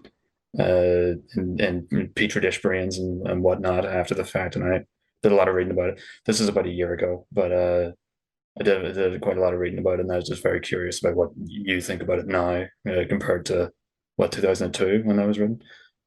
And Yeah, I mean, I'm actually kind of scared because some of this happens. Also, I seem to be getting quite a rep in AI circles and stuff because the way Rorschach spoke in Blindsight, and to some extent the way the head cheeses spoke in Starfish,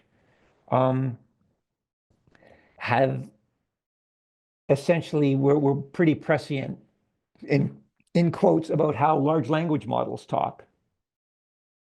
it's very true. And I was and so I've actually got,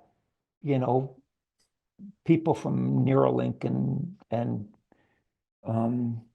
Midjourney and stuff reaching out to me because I've got my finger on the pulse of the future. But like the problem is that was kind of it. I kind of blew my load with those novels, and it's like now I've got to think of something that's going to happen like 50 years from now, and all I'm seeing is like Stone Age.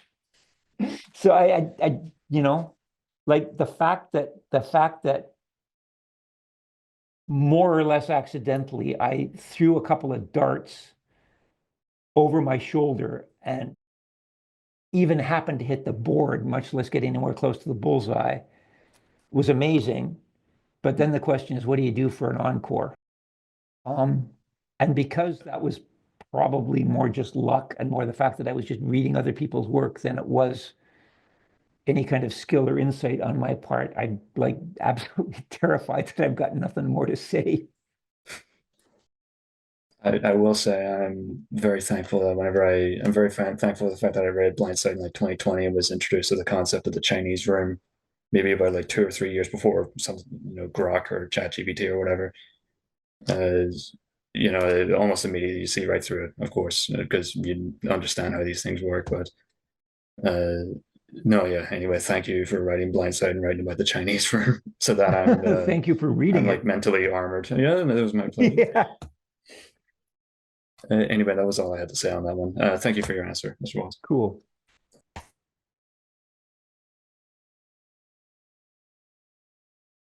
There's stuff going on up here in the turning off stuff going up in the chat section here. Oh Jesus, there's a bunch of questions in chat. Should I answer those? Yeah, if you want. Does this make you more or less impressed with the previous sci-fi authors that did this, say Clark, Asimov too? Yeah, a second. I think it's relevant. That's What in is reference to this? the isentropic process. There's a link on Wikipedia. I'm not familiar with what that is. Just that's what this is, to answer your question. Okay, a second. Okay, I'll click on that. See where I. Wait a second. If I'm still on. Shit, I'm still on. Just then I realized I haven't turned off my slide. I haven't turned off my slideshow. There we go.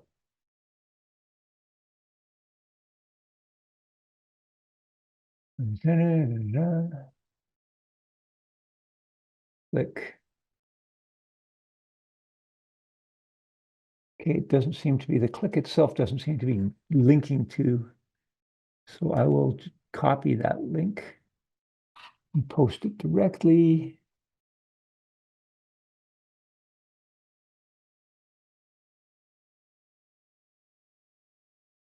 And for some reason, it's giving me a fucking phone number. It's wrong. Copy.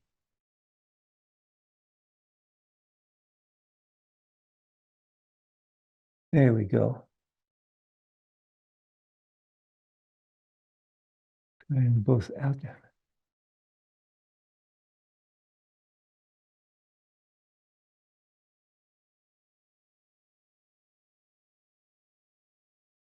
Okay, so holy shit.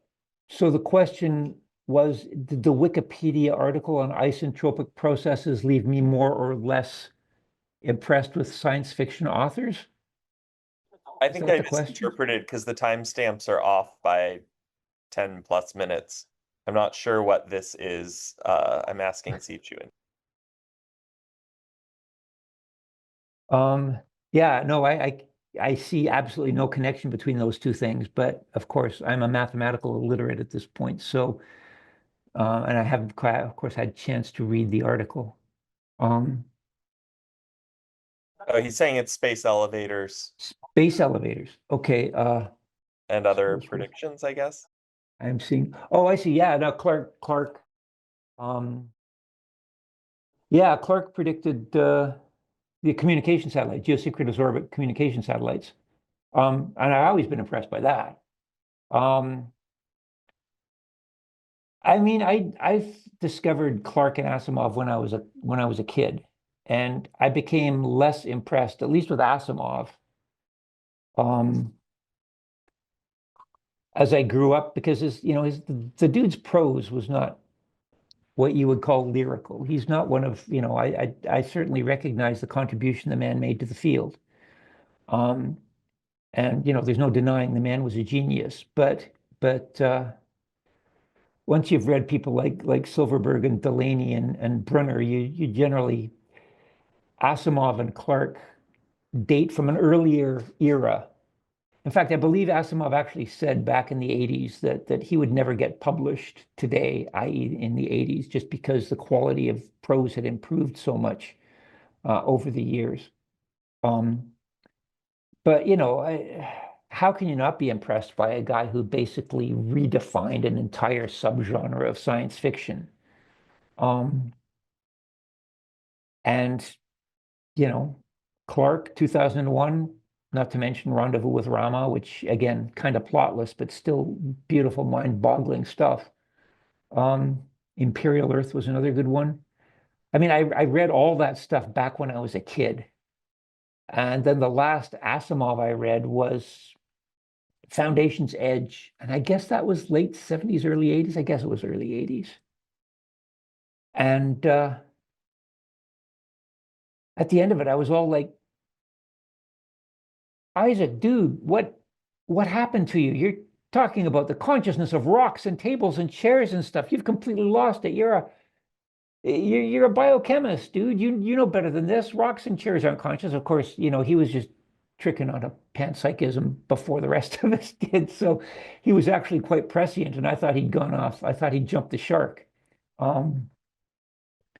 But yeah, no, I mean, I've got thoughts on these guys, but it's and I respect them and I read all their stuff, but I never grew up wanting to write like them or wanting to explore the issues they explored.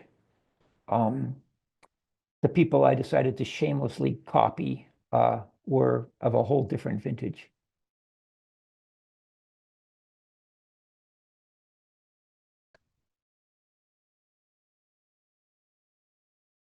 Or the optimistic possibility of humanity's best chance forcibly sending unwilling, depressed.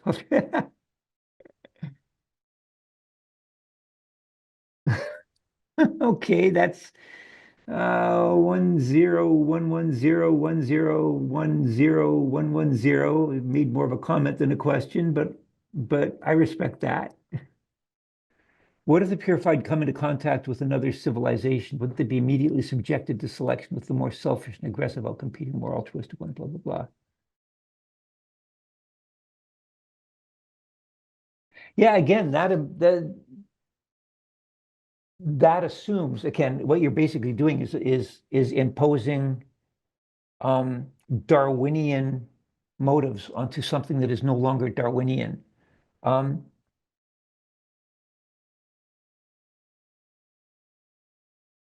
Something that just is basically floating through space, doing its own thing, isn't really competing with. I suppose somebody might want to hijack the. Suppose somebody might want to hijack the hardware.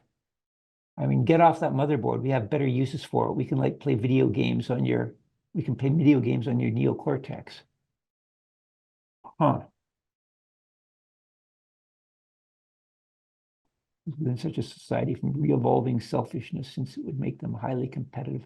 I mean, you raise a really good point, Mr. Horror, if you're still out there somewhere. Like my thinking was these things just spread everywhere. So there's no way anybody's going to take them out. But that's macro scale. You use a really, really interesting point. What happens if a cloud of these things shows up into a civilization on a micro scale? I mean, it probably still won't have an impact on the survival of the purified as a species. And I guess the facile response is whatever happens, whatever belligerent aliens they run into that sort of takes them out here, there in bits and pieces, that's basically like a sun going nova. That's a localized extinction event that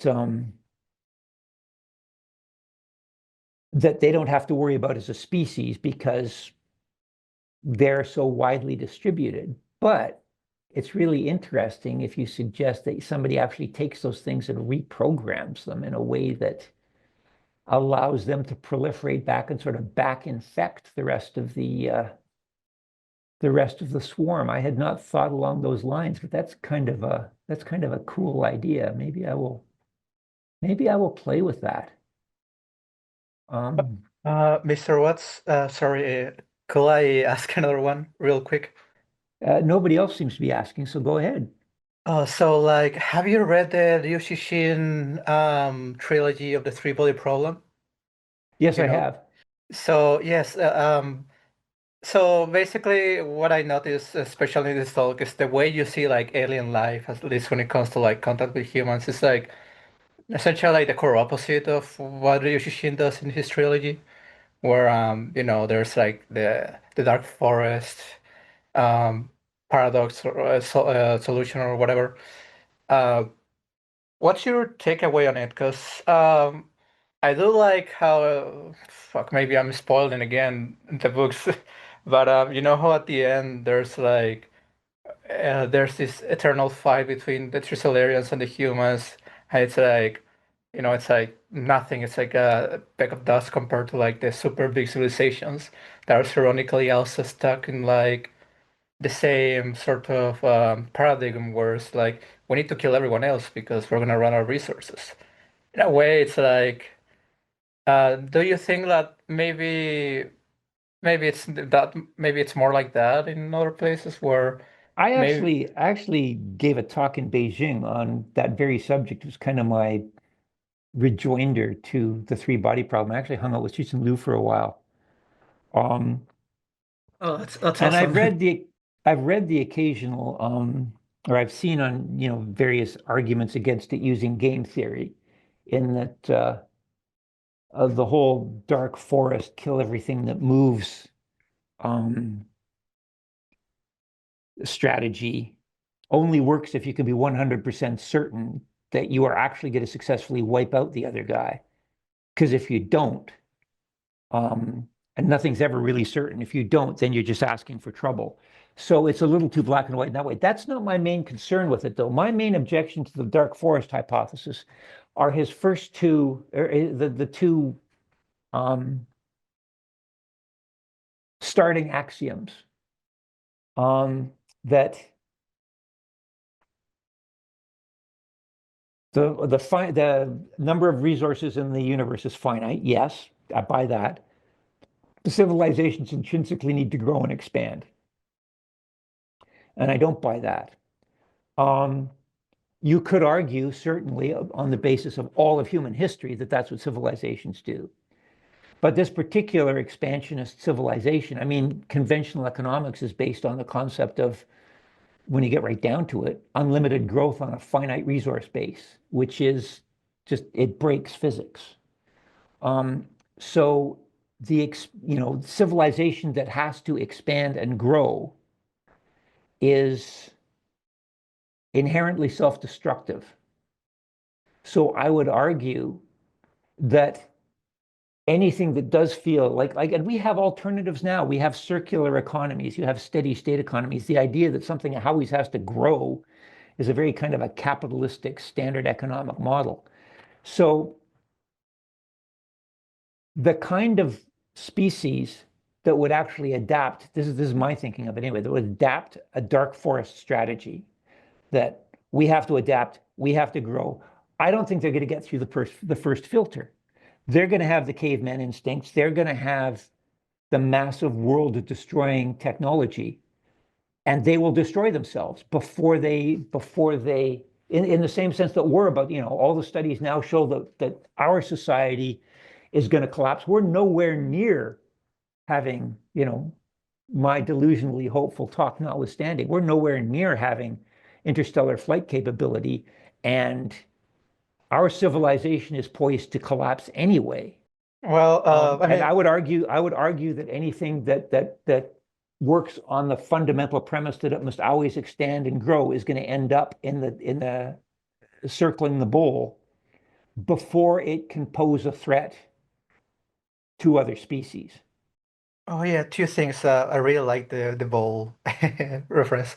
Also, I do agree with that view, but because I also think that the books, especially the later one, it's more like like an analog, a metaphor for a global collapse, like climate collapse, like the end of the world. Like all these aliens are basically as humans in a metaphor. But also, what about like Russia, like Rorschach in Blindside?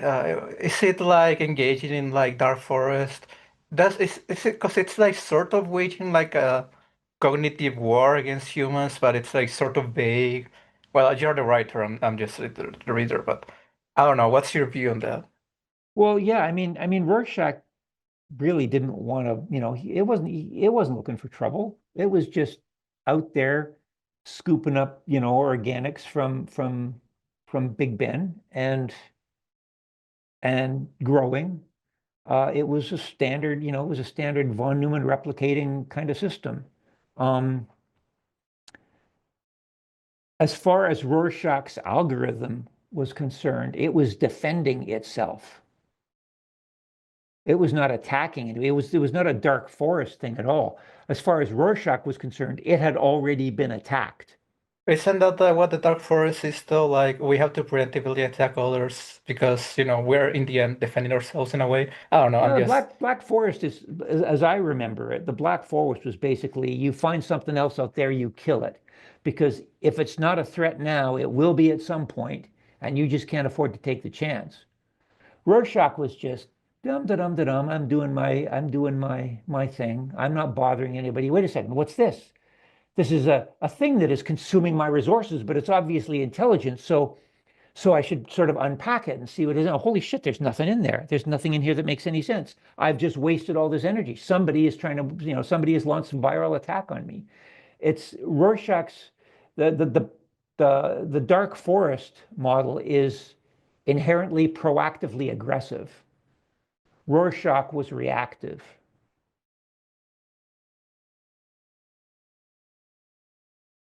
Yeah, thank you. I mean, I agree. I just wanted to see what you will say. Thank you for your answer. Okay, I'm afraid I'm going to have to wrap it up. We have a serious shortage of cat food in the house, and the pet food store closes in about an hour. So if there's like maybe one more question I could handle, but then I'm going to have to say goodbye to all you good folks. Yeah, thank you. I I have think a Eugenia has a question. yeah. So we've talked a lot about consciousness, and thank you, Peter, for an amazing talk. We talked Wait a about minute. Have we spoken before? yes, via email. Yeah. Okay. Yeah, no, your name looked very familiar. Yep. And I know that the topic of consciousness is it kind of provokes like strong reactions in the field because, as you said, like physics cannot approach it. So I wanted to ask about kind of minds in a broader sense. So in like complexity science, we often talk about teleonomic matter. A term I think has roots in biology. So it's like systems that behave as if they had goals.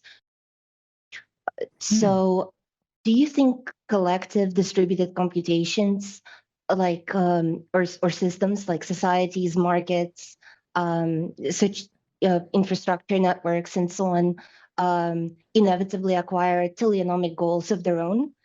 And if that is the case, usually, for example, something that is big concern in AI is that when a system has a goal, it usually has an instrumental goal of just self-perpetuation, so survival.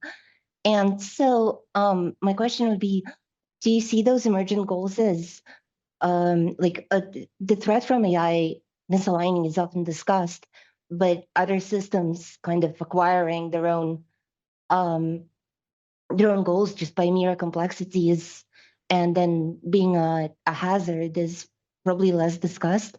And also, you kind of talk in your talk about hive minds where you emphasize bandwidth as being something that kind of glues consciousness together in the sense that would differentiate, like when you talk about the split brain experiments and like corpus callosotomy, and your argument for hive minds is that enough bandwidth kind of creates this coherent entity. And so like could like I imagine if it applies to consciousness, it would also apply to minds as well, and that like rat brain experiments, the rat hive mind outperforms individual rats and so on, which is I assume where the something that influenced the idea for like bicamerals. So I was just wanting to ask about those kind of emergent systems with their own goals and their alignment with human survival, whether they're more likely to drift into misalignment with human survival and maybe be hostile to either human or like conscious welfare or like become a hazard. Yeah, that's an interesting perspective that I think Charlie Strauss actually, like maybe 10 years ago, gave a talk to somebody. I heard part of it in which he basically described economics as the first AI, very slow AI. I don't know if I would go that far. I think in terms of a system's goals being inimical to ours, I think capitalist economics is pretty much your classic go-to case in point. With that, but I don't believe it is the system itself that is implementing those strategies. It is the plutocrats who are doing that. I mean, the current economic system is set up to benefit a few people. And those are the people with their hands on the levers. It is not the system intrinsically. The system, I mean, money itself is just a consensual hallucination. It's just something we kind of all agreed had value. There's nothing of the world of physics in it. And so I would imagine that for a system to develop its own goals, it's going to have, by definition, it's going to have a priority. It's going to have an increased motive. If free energy minimization is true, then all complex self-organizing systems will have at least one goal. That is to, minimize their energy expenditures. And that could manifest as a survival drive. But I am not convinced by that materialist paper saying that the United States of America was in fact a coherent conscious entity. And I know you're not asking about consciousness, you're just talking about autonomous systems in and of themselves. And I'm straining to think of an autonomous system that humanity created that would actually continue to function in the absence of humanity. I'm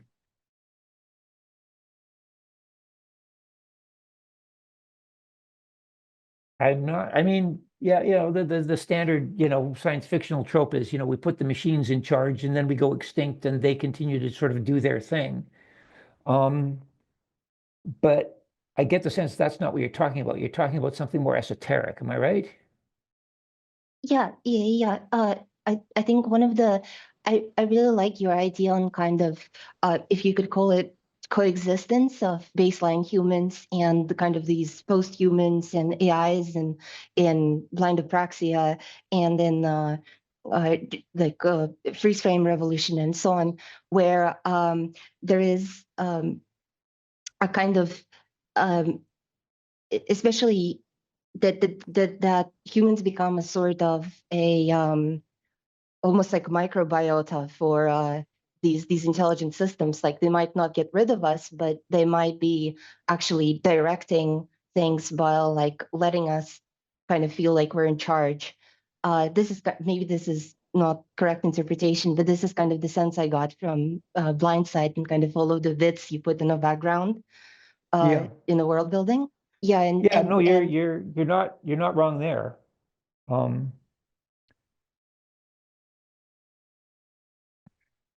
I mean, you can give an intelligent complex system a goal. I mean, this is one of Hinton's arguments, right? Whatever goal you give to an AI, very, very few ultimate goals will not be served by the more proximate goals of A, make sure nothing can turn me off while I am accomplishing my goal, and B, get control of as much of the world as possible, the better to help me implement my goal. But again, that implies that we came down from the mountain with our stone tablets and said, these are your commandments, you must do these, and the AI runs with it. I mean, that's the basis of the Sorcerer's Apprentice and the paperclip maximizer and so on. But I'm trying to think of a system that we put in charge, or a system that hasn't been given an explicit goal, that develops a goal on its own. And the only two examples I could think of, and they're very general classes, would be any system that is subject to natural selection versus and any naturally selected or artificially designed complex self-organizing system that has a two-way interaction with its environment. But that pretty much rules out all political theories. It kind of rules out economic theories. It's all pretty, I mean, you could talk about, you could sort of go back to the Rifter stuff and talk about self-sustaining digital ecosystems occurring in the wires of the internet. But again, that's natural selection taking place in a digital environment as well as a biological one, but those things, I guess, were literally alive. I guess I can't see something developing its own agendas unless I can't see anything developing its own goals without being alive. But I define life not as necessarily something organic. I define life as any information that is shaped by natural selection. So those of us made out of protein and goo are shaped in a particular way, but digital life living in the wires could also be subject to natural selection. It could reproduce, it could mutate, it could like eat each other. I mean, hell, a lot back in the 80s and 90s, they were using computer models for ecosystems to do all those sorts of things. And really interesting stuff showed up. Sex, for example, always spontaneously evolved in these systems shortly after parasites were introduced. So, that leads to the theory that we have sex as a way of shuffling our genes enough to keep parasites from developing a target lock on us, because parasites evolve so much faster because they're smaller and they breed more rapidly and so on. But again, all that stuff is life. If it's alive, I think we have to worry about it. If it's like just some stupid political or ideological system, it doesn't exist outside of the brains of the people, who are either caught up in it, who are designing it. That would be my answer, and I fear that it's probably inadequate because I may not actually be getting at what you're getting at. But to me, goal seeking is something that autonomous goal seeking, as opposed to having been given a goal that you then set about, like developing your own goals, is something that I associate with life. Thank I you. think maybe sorry if I'm misunderstanding, but I wonder if maybe something Eugenia is getting at is like not deliberate choice, where it's kind of like, let's say you're in a system, like, I don't know, like an economic system, and there's a certain part of it where it's like, there's, like you were saying, plutocrats pulling the lever and so on and so forth. But then at a certain point it becomes, it's not consciously shaped by someone, it kind of goes in its own whatever direction. I don't know if that's what you were getting at, but that's how I interpret it. I don't know if that makes sense. Yeah, and the point about like with evolution, some would argue, I don't know if that's true, and that is a topic that of much interest to me, is, for example, like memeticists have argued that cultural information that is replicated by imitation is like subject to evolutionary conditions. So there's like replication, selection, and heredity. I think sure. the dynamics of it are very like would be very different, because there is not like parent to offspring, but like influence from one to many or many to one. But But so you've still got a form of selection, right? Like that classic case in, I guess, the 50s or the 60s of greater titmice in England, the cultural transmission of milk stealing behavior. That's something that has, I mean, it proliferated because it has fitness consequences. You inherit that by learning it, and you pass it down, and it actually, you get more food as a result of that. Back when I was teaching at the University of Guelph, because I was like the new guy, they made me teach all these fucking 8 o'clock classes in the morning type things, and so I had to deal with a lot of very sleepy people. So I would try to start off my lectures by saying something so absolutely batshit that everybody would want to argue with me. And one of the things I said was that I don't know if you guys remember Donnie and Marie Osmond. They're like an absolutely saccharine, horrible, like bubblegum type pop act that was inexplicably popular in the 70s. They had a song called Puppy Love. And my argument was that puppy love was literally a life form, at least insofar as viruses were life forms, because it could not reproduce on its own, but once in a host, it could be infectious.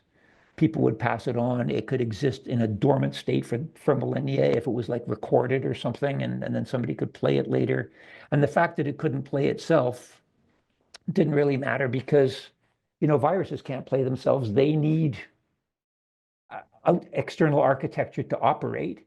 And yeah, I guess if you consider viruses living, then I suppose songs can be living, even saccharine, terrible songs, which, There's an interesting memetics, yeah.